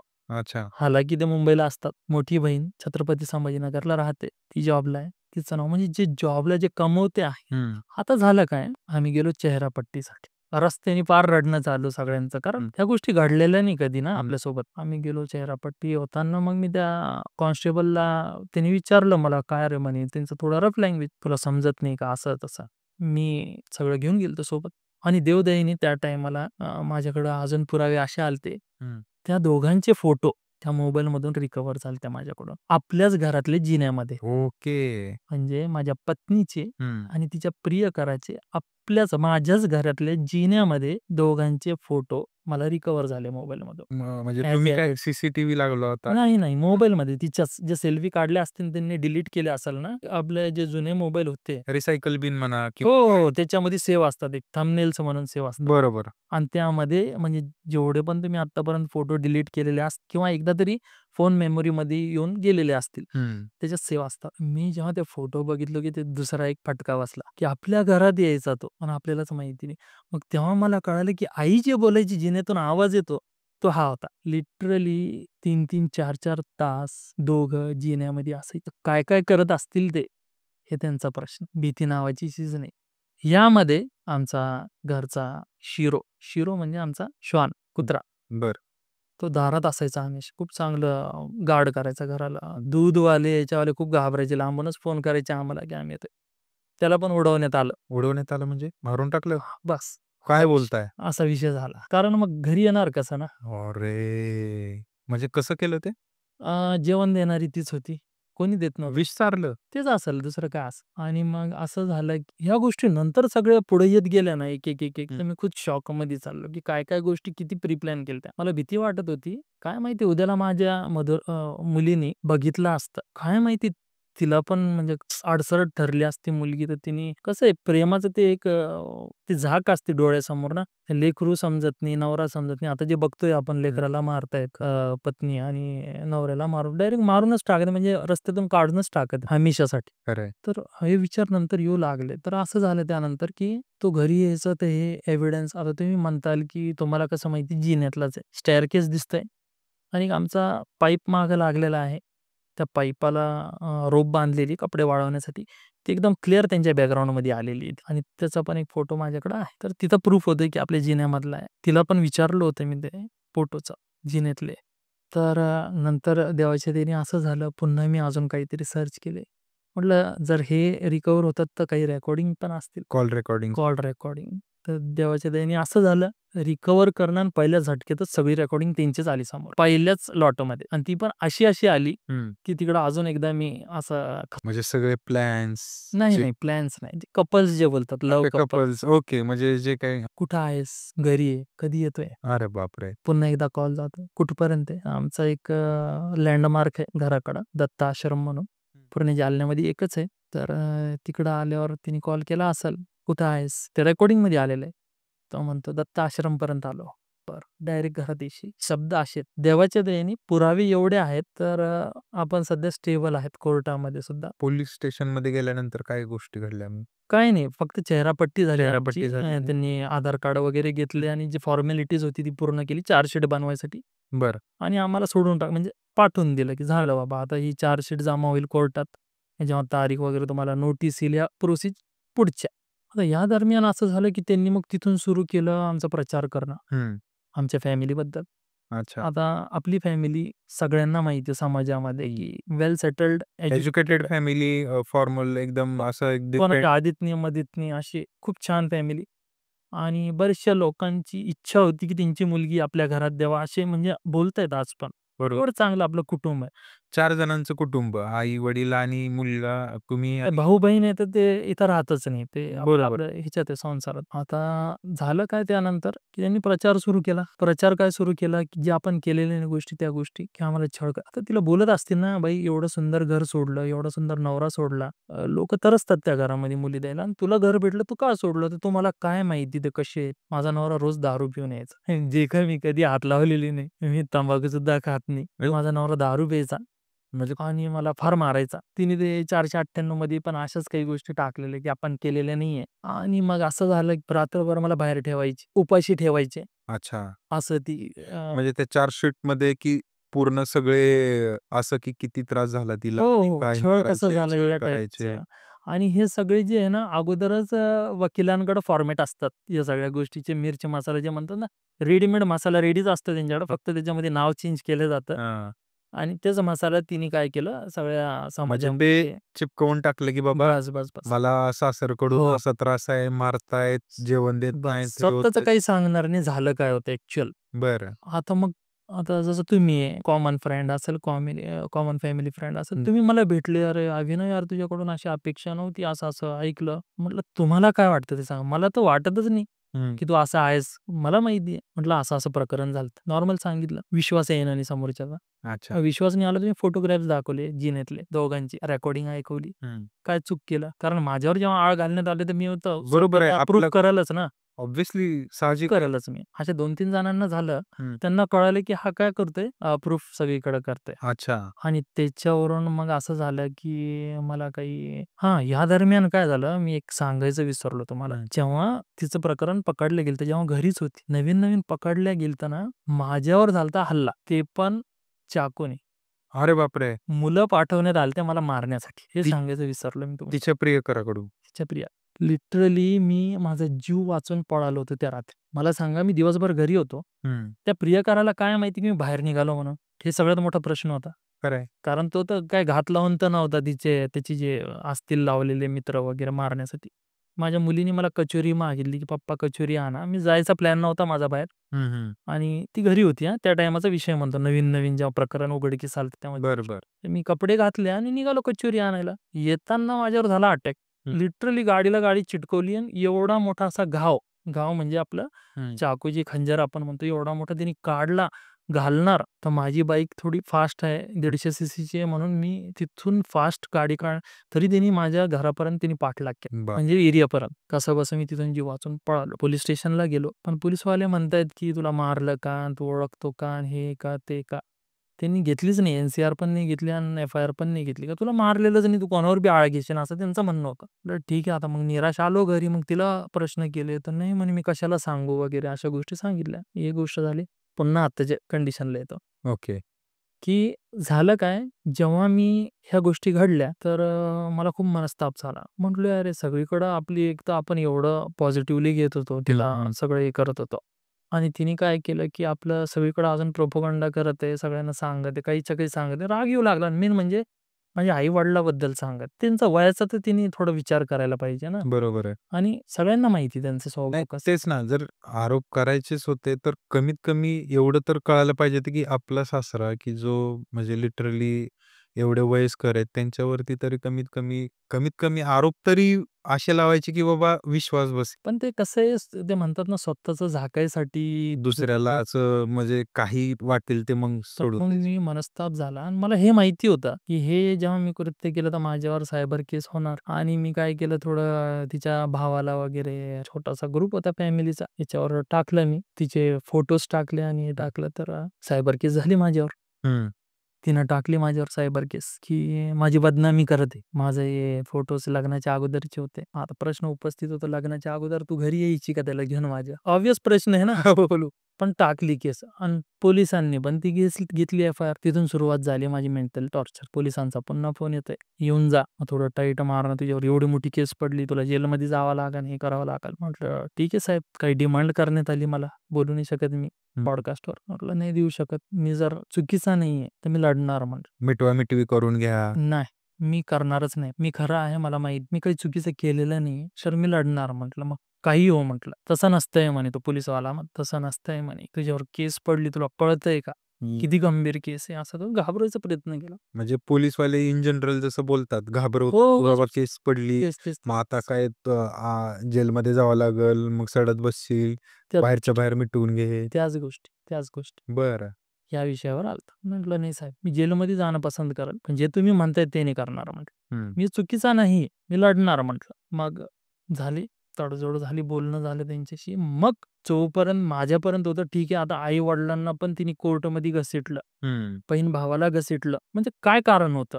त्यांचं बरं. कशात काही होतं का? माझं पण कशात काही नव्हतं. पण तरी त्यांना सुद्धा तू कोर्टामध्ये घसीटलं म्हटल्यावर किती चुकीची गोष्ट. बरोबर आहे. मग तिथं मी डायव्होर्स पिटिशन फाईल केली, की बाबा आता डोक्याच्या वर झालं, आता नको. अशा स्त्रीला घरात घेणं म्हटलं तर आता ते स्वतःच्या पायावर कुऱ्हाडी मारून घेणं असा हो, प्रश्न. अर्थातच. हं. ट्विस्ट येतोय ह्याच्यामध्ये पुन्हा. मला जसा तुम्हाला प्रश्न पडला, की मुलगी काय म्हणत नाही का या दरम्यान? एवढा जे किस्सा झालाय तुम्ही तर टेन्शन पण हं. मुलीला आठवण येत नाही का आईची? बरोबर. मुलगी आठवण काढत नाही का? तर दादा, विशाल दादा तुम्हाला एक गोष्ट सांगतो मी. आज कंप्लीट ह्या ऑक्टोबरला 1 वर्ष झालेत या प्रकरणाला. माझ्या मुलीने एकदा सुद्धा तिचं नाव काढलेलं नाही, तिची आठवण काढलेली नाही. हं. मी पण परेशान होतो. का? एक दिवस असा आला, मी बसलेलो होतो होमवर्क घेत तिचा. तिच्या मनात काय आलं काय माहिती. "पप्पा मला तुम्हाला एक गोष्ट सांगायची." आम्ही दोघंच बेडरूममध्ये बसलेलो, तिचा होमवर्क घेत बसलेलो होतो. संध्याकाळी लवकर घरी येतो मी तिचा होमवर्क वगैरे. आता सिंगल पेरेंट म्हटल्यावर तिला तयार करणं, सकाळी तयार करणं तिला, मग तिला अंघोळ वगैरे घालणं, फ्रेश करणं, केस करणं.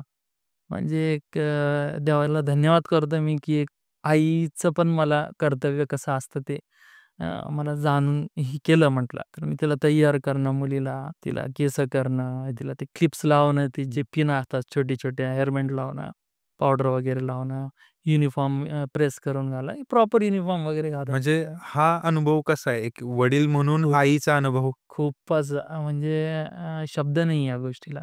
प्रत्येकाने मी तर म्हणतो अनुभवायला पाहिजे. प्रत्येक जे वडीलधारक आहेत त्यांनी ही गोष्ट फक्त एकदा करायला पाहिजे आयुष्यात. बरोबर आहे. कारण खूप मनाला समाधान ते वेगळं हे असतं त्याचं. एक वडीलच, एक पुरुष हा आई म्हणून तिचं एवढं संगोपन करतोय म्हणजे ह्याच्यापेक्षा सुंदर गोष्ट काय असू खूप शकते? आणि तिने कधी इतकं जीव लावते ती माझ्या बगैर झोपत नाही ती.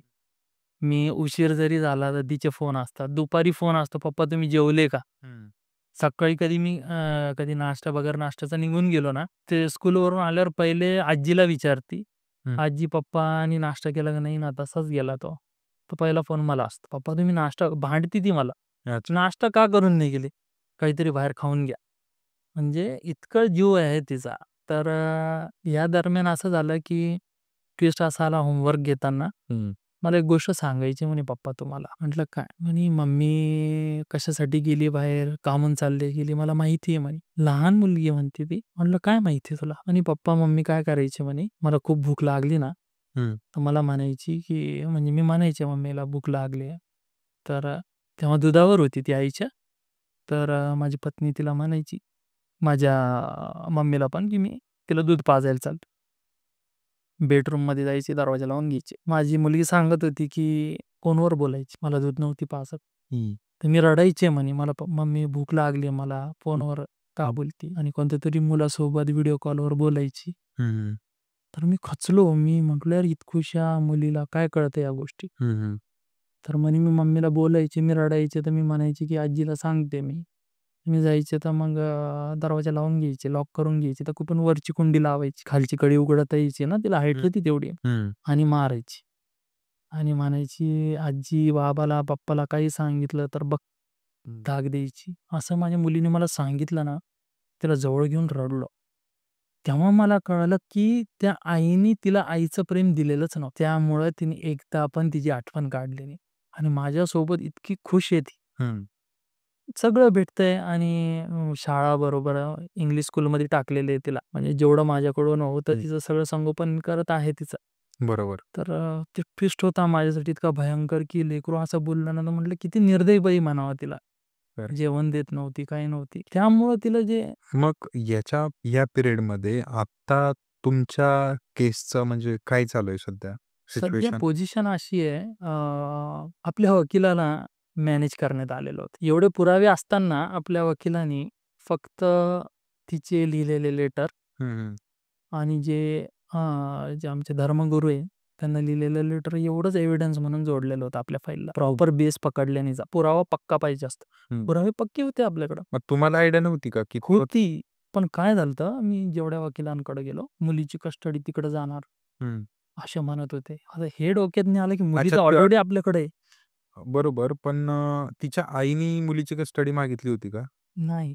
आत्तापर्यंत नाही ना. पण ते भ्रमात होतो ना सगळ्या गोष्टी पहिली वेळ होती बरोबर. आपल्या. हं. आपल्याला हे माहितीच नाही ना की कोर्ट आपल्याला वाटतंच बाबा आता ही मुलीची कस्टडी मागेल आणि मग मुलगी घेऊन जाईल आणि ह्या सगळ्या आणि गोष्टी. वकिलाचं काय माहिती का? आता तुम्हाला एक गोष्ट सांगतो मी वकिलांचं पण. हं. अ, वकिलांना पण क्षमा मागतोय मी, सगळेच तसे नसतात. पण माझा अनुभव सांगत आहे मी माझ्यासोबत घडलेला, की जे कोणी ह्याच्या थ्रू चालले असाल ना ह्या गोष्टींमध्ये, त्यांनी प्रॉपर चांगला नावाजलेला वकीलच करावा. ओके. आपण जे रेग्युलर वकील करतो ना, की हं. आपल्याला वाटतं फीजला बघतो आपण, हं.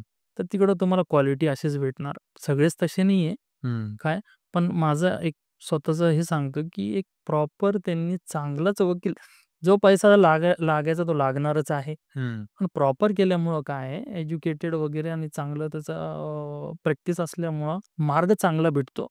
हं. प्रॉपर खेळलं जातं केस. आता माझ्या बाबतीत जसं झालं, मॅनेज झालं हं, हं. आणि काय झालं, तिने नुसते 2च पुरावे जोडलेत ना. माझ्याकडे फोटोग्राफ्स होते दोघांचे. माझ्याकडे कॉल रेकॉर्डिंग होती दोघांची. हं. बरोबर की नाही? मग हमीपत्र होतं तिचं. हं. ह्या सगळ्या गोष्टी असताना तिने फक्त 2च लेटर जोडले आणि ह्या बेसवर असं होतं, की मग तिला ॲल्युमिनी चार्ज होती. ओह! असा विषय. म्हणजे ते म्हणतात ना, "कद्दू छुरी पे गिरे या छुरी कद्दू पे गिरे, बात एक कटना ही है. कटना काटना कद्दू तो को ही." कद्दू को ही है. हां. ते कद्दू आपण आहेत. कानून बघा अपडेट व्हायला पाहिजे. हं. जी 498 केस लावण्यात आलेली होती, ही त्या काळात तो विषय होता तसा. बरोबर. त्या काळात महिलांना ॲक्चुअलमध्ये त्रास होता. हुंडाबळी व्हायच्या, हे मी मान्य करतो. तो काळ होता तसा. पैसे आण, मारायचे. घरून ₹1,00,000 आण. मारायच्या अगोदरचा काळ होता, मी मान्य करतो. जसं विशाल दादा आज आपण अपडेट झालेलो वेस्टर्न कल्चरमध्ये. बरोबर. एक बघायला गेलं सोपं, आपण अडॉप्ट करत चाललो वेस्टर्न कल्चर. जे तिकडं होतंय 10 वर्ष आधी, हं. ते 10 वर्षानंतर आपण इथं इंडियामध्ये करतोय. खरं मान्य आहे तुम्हाला? हो, बरोबर. मोबाईल असेल, कुठलेही गॅडजेट असेल, आपण अपडेट होतोय. सगळं प्रत्येक हो. लाईफस्टाईल अपडेट करत आहे. अर्थातच. मग माझं हे म्हणणं आहे, की आज प्रत्येक पुरुष स्त्रीच्या बाबतीत खूप चांगलं पॉझिटिव्ह रिस्पॉन्स आहे. म्हणजे असा तो बघत नाही त्या स्त्रीला, की हिच्या घरून मला पैसा पैसा मिळेल. पाहिजे, ना हुंडा पाहिजे. हं. नाहीये. नाहीये. काही समाजात असेल त्यांचे रीतिरिवाज, पण ते आता प्लॅन्स असतात. खेड्यापाड्यात असू शकतं, पण आता जसं की सिटी आणि आपल्या एवढ्या मोठ्या सिटीमध्ये अशा कुठल्या नाही, गोष्टी पाळल्या शक्यच जात नाही, नाही. होतच नाही अशा. हं. आणि आमच्या ह्याच्यात तर बिलकुल नाही हा सिस्टम. हं. ख्रिश्चन ॲक्टमध्ये हं. डावरी सिस्टम आहेच नाही. म्हणजे आम्ही घेतही नाही. ते उलट आम्ही काय करू, की जर मुलीकडचे एवढे नाही अफोर्ड स्ट्राँग करू असतील. शकत, तर आम्ही 50% आम्ही सहभाग देतो त्याच्यामध्ये. अच्छा. म्हणजे फायनान्शियल, की बाबा नाही होत तर आम्ही 50% देऊ किंवा 70% देऊ. आम्ही थोडा हातभार लावतो. म्हणजे एवढं लेव्हल असते. सध्या मला असं वाटतं, की आजच्या कंडिशनमध्ये आपण बघतोय ना, हे जे केसेस वाढल्यात, जे सुसाईड करण्यात यायले हं. पतीकडून. हं, हं. सुसाईड का करत आहे याचा जे क्वेश्चन आहे तो बघितला का? न्याय भेटत नाहीये. पत्नी चार्जेस लावत चालली आहे. हालाकी पती कोणता सुसाईड करतो? जो चांगला आहे. ज्याने कधी ते कृत्य केलेलं नाही, त्याला सहन नाही होत ते. खरं आहे. त्याच्यावर जे लावलेले ॲलिगेशन्स आहे, त्या बाईने लावलेले, त्या स्त्रीने लावलेले, त्याच्या आई-वडिलांवर ॲलिगेशन्स, हं. ती विचार करत नाही. ती जसा वकील चालवतो तिला, हं. की बाबा तू टाक सगळ्यांवर केस. मेंटली हॅरासमेंट ज्याला म्हणतो आपण. म्हणजे तुम्हाला असं वाटतंय का, की ह्याच्यामध्ये असं म्हणायला नाही पाहिजे, पण काही जे वकील असतात, की डायरेक्टली बोलतात का, की नाही टाकून द्या ही केस? खूप होतातच. आता मला सांगा, हं. केस तुमच्या समोर आहे माझी. हं. उघडपणे. आता ठीक आहे, तुम्ही असं पण म्हणू म्हणजे शकता, स्वतःची बाजू स्ट्राँग दाखवण्यासाठी मग ॲलिगेशन्स लावायचे, की काय असते ही गोष्ट? कायदा काय म्हणतो? कायदा स्त्रियांच्या बाजूने. कोणत्या कायद्याच्या आडमध्ये काम चाललंय? 498 अ. हा कायदा इतका स्ट्राँग आहे तो महिलांसाठी. कायदा मला थोडक्यात सांगा, की तो 498 अ नेमका काय आहे आणि तो कशामध्ये 498 असं आहे, की ज्या महिलांना, ज्या स्त्रियांना तिच्या सासूरवाडीकडून छळ आहे. हं. पतीकडून, सासऱ्याकडून, सासूकडून मारपीट होणं, छळ होणं, शिवीगाळ, म्हणजे जे काही छळ असेल, मेंटली असेल, फिजिकली असेल किंवा पैशासाठी छळ करणं. त्या काळात ज्या गोष्टी व्हायच्या, ते अजून चालू आहे. हां, त्यासाठी ते 498 बनवलेलं आहे. म्हणजे पत्नी सासूरवाडीवर चार्जेस, ॲलिगेशन्स टाकू शकते. ओके. आणि त्यामध्ये असं आहे, की मग त्याचा गैरवापर आजच्या तारखेला होणं सुरू झालेलं आहे. आपण मोठे-मोठे क्रिकेटर्स वगैरे घेतले. आजच्या डेटला बघा तुम्ही, हं. करोडो-करोडोची ॲल्युमिनी घेण्यात येते. हो, अर्थातच. तुम्हाला वाटतंय का ते छळ करत असतील? कसं काय? वेळ भेटतोय का त्यांना? विचार करा या गोष्टीचा. तर ह्या गोष्टी ज्या आहे ना, कुठेतरी अपडेट झाल्या पाहिजे आजच्या तारखेला. आज आपण अपडेट झालोय, टेक्नॉलॉजी अपडेट झाली. आपल्याला कळतंय, हं. स्त्रीला सन्मान देणं हे देत देत आहेत आपण सगळे. हो. देतोय. प्रॅक्टिकली करतोय. खांद्याला खांदा लावून चालतीये स्त्री. बरोबर की नाही? हो, तो बरोबर आहे. तो काळ गेला आता, गेलं ना. की स्त्री चौकटी बाहेर निघत नव्हती. हं. पण आता आहे ना बाहेर. हो. तर मग मग तुम्ही कायद्याला पण थोडं अपडेट केलं पाहिजे. आज तुम्ही चायनामध्ये जर बघितलं, तर त्यांनी फारकतीनंतर नो ॲल्युमिनी म्हणून डिक्लेअर केलेलं आहे. ॲल्युमिनी भेटणार नाही स्त्रियांना असं डायरेक्ट डिक्लेअर केलेलं आहे. त्यामुळं जो मीटर होता हं, हं. फारकतीचा, हं. तो एकदम ड्रॉप डाउन झाला. फक्त एका चेंजमुळं. काय चेंजमुळं? नो ॲल्युमिनी. आलं लक्षामध्ये? म्हणजे ह्याचा अर्थ आपल्याला इथं कळतो का ड्रॉप होतंय? हं. कारण फक्त ॲल्युमिनी म्हणजे पैसा मिळवण्यासाठी हं. वापरण्यात आलेलं वेपन 498. मग आता तुमच्या केसमध्ये काय त्याने ॲल्युमिनियम मागितलेली आहे की काय? सध्या काही नाही. आता 1 वर्ष झालंय. हं, हं. त्यांनी काय केलं, त्यांना हे माहिती आहे त्यांच्या वकिलांना, आपल्याकडे पुरावे भक्कम आहेत आणि स्ट्राँग एव्हिडन्स आहे. बरोबर. जर पेश केलेत, हं. तर आपली बाजू स्ट्राँग आहे. बरं. पण आपला वकील मॅनेज झाल्यामुळं त्यांनी 2च एव्हिडन्स लावले आणि बाकीचे तसेच ठेवले. अच्छा. अशामध्ये आपण वकील चेंज केला. कारण आता खूप हाईप झाली. हाईप झाली. 70% केस आपली खेळण्यात आली हं. आणि ह्याच बेसवर त्यांनी आपल्याला, म्हणजे आपल्याला डायरेक्ट अशा विषयावर आणलं असतं, की कुठलंच नसतं सोडलं, बाप एव्हिडन्स असून. हो. एवढ्या लेव्हलला खेळ चालला होता. हं. पण अशा टायमाला ब्रेक डाउन केलं आपण. थर्ड वकील लावला, नावाजलेला वकील लावला ओके. खरंच मी त्याच्यामुळं म्हणतोय, की चांगला नावाजलेला हुशार वकील लावणे. जातो पैसा, पण लवकर सगळ्या गोष्टी प्रॉपर होतात. मला काय म्हणायचंय, आत्ता या घडीला तुमच्या मुलीला वाटतं का, की आई पाहिजे किंवा आईचं प्रेम तिला भेटायला पाहिजे? अजूनपर्यंत नाही तिने नाव काढलं. एकदा पण नाही. तुमची इच्छा आहे का, की तिला आईचं प्रेम द्यावं? इच्छा तर आहे, पण काय माहिती का विशाल दादा, शेवटी हे बघा, आता इन केस उद्या डिव्होर्स झाला पण, हं, आता जाहीरची गोष्ट आहे प्रॅक्टिकल. आता तिला आपल्याला घरात आणायचं नाही. कारण भीती पण आहे, की घरात आणल्यावर काय करेल हं, ती, बरोबर की नाही? आणि दुसरी आई म्हटलं तर बघा, मला 17-60 स्त्रिया स्थळ भेटतील. हं, तिला आई भेटायची आहे. विषय तो आहे. विषय सगळ्यात मोठा तो आहे, की आजही तुम्हाला सांगतो, मला 5 स्थळ येऊन थांबलेले आहे. हं, जसं लोकांना माहिती पडलेलं आहे, की हं, हा अभिनवचा फारकतीवर आलेला आहे. सगळ्यांना माहिती आहे, स्वभाव माहिती, फॅमिली माहिती. 5 स्थळं येऊन थांबलेले आहेत. हं. एक स्थळ तर ते म्हणतात, ते होत राहील तुमचं, निदान एक तरी करून घेऊ आपण थोडं, अच्छा. सुपारी वगैरे फोडणं असतं ना. हं. कारण माझी इच्छा नाही आहे. मला मुलगी भेटून जाईल ना विशाल दादा, पण काय माहिती का, माझ्या मधुराला, माझ्या मुलीला आई नाही भेटायची ना.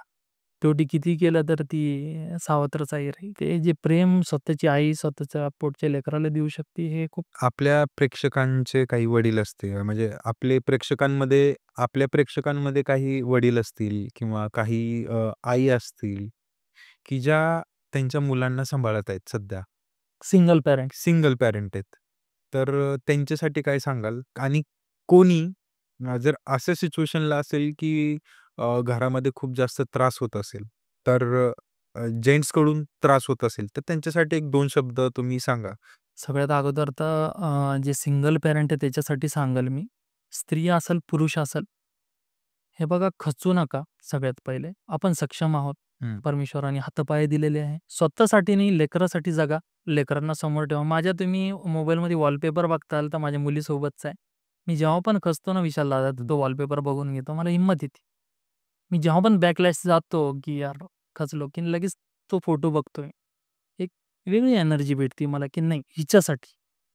तर माझं हे सजेशन राहील, स्त्री असेल, पुरुष असेल, जे सिंगल पॅरेंट आहे. जे त्रासात आहे त्यांना वाटत असतं, काम कसं मॅनेज करू, हं. मुलाचं संगोपन कसं, सगळं होतं. हिम्मत धरा फक्त. कोर्टाची पायरी सामान्य माणसाने चढायला पाहिजे का? सामान्य माणसाने, मी तर म्हणतो, कोर्ट एक दिमक आहे. हं. लाईफ पूर्ण खोकली करून टाकतं. ते एकदम पोकळ करून टाकतं. तर मी तर म्हणतो, दुश्मनाच्या पण आयुष्यात कोर्ट आणि पोलीस स्टेशन आलं नाही पाहिजे. कारण ज्याला त्यालाच माहिती असतं. काम वगैरे बघणार, की घडी-घडी फोन येतायत, तुम्हाला बोलवलंय पोलीस स्टेशनला, कोर्टात हजर, तारीख असती, तारखेला जा. तारखेला काहीतरी नवीनच ऐकण्यात येतं, ते एक पुन्हा त्रास.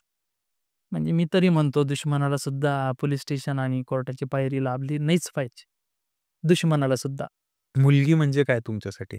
तर मुलगी म्हणजे माझं जगच आहे. माझं आयुष्य आहे. माझं जगणं आहे.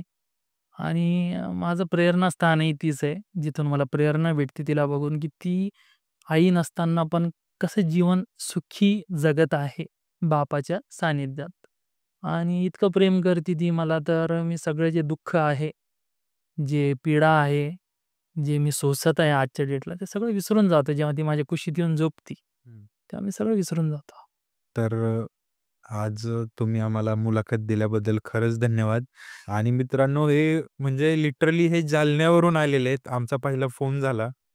तर मला ह्यांनी गोष्ट सांगितली. पण मी यांना थांबवलं, की म्हटलं, "नाही अभिनव दादा, मला मला गोष्ट मी जर पूर्ण ऐकली, तर मला ॲक्चुअली मला ही समोरासमोरच ऐकायची आहे." म्हणून त्यांनी म्हणजे माझ्या शब्दांची रिस्पेक्ट ठेवली आणि आमचा फोन झाला आणि लिटरली ते जालन्यावरून आलेले आहेत. आणि खरंच तुम्ही आम्हाला भेटायला आला, पॉडकास्ट द्यायला आलात, त्याच्याबद्दल खरंच तुमचे धन्यवाद. आणि मी तुमच्या मुलीसाठी पण खूप शुभेच्छा. तुम्ही तिला आईचं आणि वडिलांचं दोघांचंही प्रेम देत आहात, तसेच देत राहा. आणि तुमच्यासारखा पती मिळणं, एक वडील भेटणं, हे मी समजू शकतो, की एक नशिबाचाच भाग आहे. खरंच विशाल दादा, तुमचे पण मी खरंच आभार व्यक्त करतो. आपल्या चॅनलचे पण प्लॅटफॉर्म दिलं, आणि हे प्लॅटफॉर्म आपल्या मंडळीपर्यंत, आपल्या प्रेक्षकापर्यंत यासाठी मी समोर आलो, की जे लोकं खचून गेलेले आहेत हं. या ज्या प्रकरणामधून जसं मी गेलेलो आहे, ह्याला मी कसं सामोरी जाते.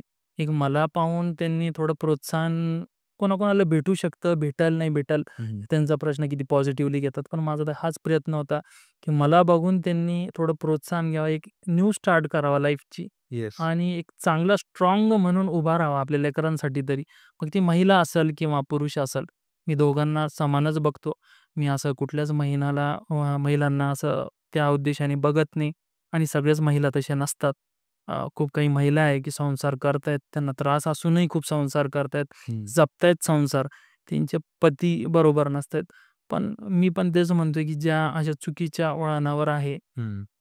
पती असतील, पुरुष असतील किंवा स्त्री असतील, जर कुठं एक्स्ट्रा मॅरिटल अफेअरमध्ये असेल, तर मी तर हात जोडून तुम्हाला रिक्वेस्ट करतो.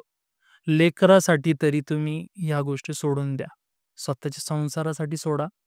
कारण काही नसतं ह्याच्यामध्ये. हं. विवाहित व्यक्ती फक्त फॉर तुम्हाला म्हटलं तर डायरेक्ट म्हटलं प्रॅक्टिकल तर फिजिकल गोष्टींसाठीच आहे. लव्ह वगैरे राहिलेलं नाही आजच्या जगामध्ये. बरोबर. प्रेम करणार तुमचा पतीच करणार तुम्हाला, तुमची पत्नीच करणार. हं. दुसरं कोणी करणार नाही तुम्हाला. आई-वडिलांनंतर तेच आहे. बरोबर. दुसरं जीवन पूर्ण तुम्ही लेकराकडं बघा. हं. आज जे आपण सिच्युएशन बघतोय, कोर्ट कचेरी होतीये, विभक्त होत आहेत, डिव्होर्स होत आहेत. लेकराचा विचार करतायत का? लेकराचं काय आयुष्य आहे?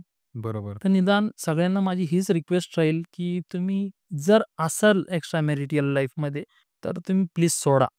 स्त्रियांना पण म्हणतो आणि पुरुषांना पण म्हणतो. चुकीची वेळ यायच्या अगोदरच ह्या गोष्टी सोडलेल्या खरोखर कधीही चांगल्या. खूप चांगले आहे आणि पश्चाताप करा या गोष्टींचा. जेवढं सहवासात देवाच्या असू शकता तुम्ही तेवढं राहा, प्रार्थना वगैरे करा. कारण काय आहे माहिती आहे का, ह्या जगिक संसारामध्ये या गोष्टी खूप कधी विळखा मारून घेतील आणि कधी तुम्ही खूप लांब चालल्या जाता आणि तुम्हालाच कळणार नाही. बरोबर. आणि असा एक वेळ येतो, आज मला सांगा, माझी पत्नी जे काही आज ना उद्या समोर येणार सगळ्या गोष्टी. आज ना उद्या मी हायकोर्टातही केस टाकलेली. आज ना उद्या आमच्या बाजूने केस लागणार आहे. आपण काही केलेलंच नाही. पण ती कुठली राहणार आहे शेवटी. बरोबर. सुखी संसार मोडला. त्या मुलाचे, त्याच्या घरचे त्यांचे भांडणं झालेत, हं. मारामाऱ्या झाल्यात. हं. आज त्यांनी पण स्पष्ट नाकारलेलं आहे. त्याची आई म्हणते, की आमच्याकडेच एव्हिडन्स आहे तुमच्या मुलीबद्दल. तुमच्याच मुलीने आम्हाला फसवलं. आज मला सांगा माझी पत्नी कुठली राहिली? मग त्याची नाही राहिले. होऊ पण नाही शकत ना. एकच होऊ सरनेम शकत लग्न पण नाही होऊ शकत. शेवटी त्रास कोणाला होणार? आयुष्य कोणाला एकट्यामध्ये गुजारणे आता? तिलाच. तिला काय नजरेने बघणार आहे? मला पण वाईट वाटतं. कारण किती केलं तर माझी पत्नीच होती ती. इन केस उद्या जाऊन तिला तिची चूक कळाली आणि तिने इच्छा व्यक्त केली, की मला परत यायचंय. तर विशाल दादा सध्या तर शक्य नाही. एवढं मी आत्तापर्यंत खूप चान्स दिले आणि मला असं वाटतं जी महिला एवढं चांगलं घर असताना त्यांना कोर्ट कचेरीपर्यंत ओढतीये, हं. फेक केसेस टाकून, तिला परत आणल्यावर लिटरली आपल्या मराठी भाषेत म्हटलं तर ती आमच्या सगळ्याच्या डोक्यावर मिरे वाटेल. स्पष्ट भाषेत बोललं तर. हं.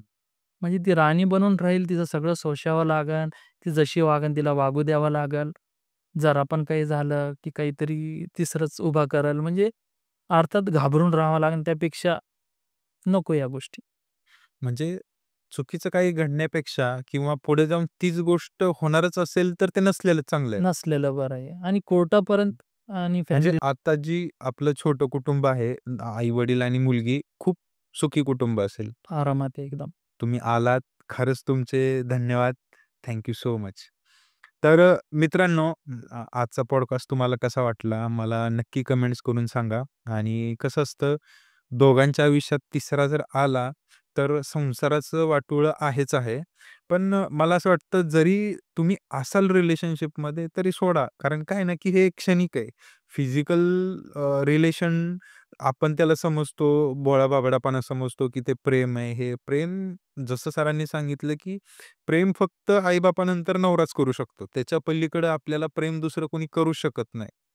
आणि ते असेल तर ते फक्त फिजिकल असेल. मी मुलगा-मुलगी दोघांच्या वतीनं सांगतोय हे, की असं काही नसतं. सांभाळून राहा. संसार किंवा लाईफ ही एकदाच भेटते. हे सारखं-सारखं होणे नाही. याचा परिणाम तुमच्यावरती पण होणार आहे, तुमच्या मुलावरती पण होणार आहे आणि म्हणजे ऑलमोस्ट दोन्ही फॅमिलींवरती होणार आहे. खास करून तर मुली खूप इंडिपेंडंट झालेल्या आहेत. पण मला असं वाटतं, की तुम्ही विचार करा. बाकी तर आमचा प्रयत्न हाच आहे, की प्रत्येक सामान्य माणसाची गोष्ट तुमच्यापर्यंत पोहोचवणे आणि त्या गोष्टी तुम्ही त्या लक्षात घ्याव्या. मी म्हणतो, की त्याच्यातनं शिका, ना शिका तो तुमचा प्रश्न आहे. पण लोकांच्या प्रॅक्टिकल आणि खरे अनुभव आहेत हे.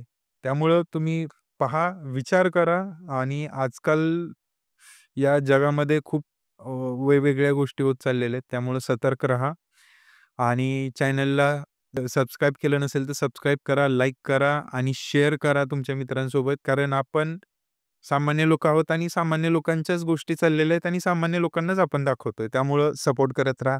धन्यवाद.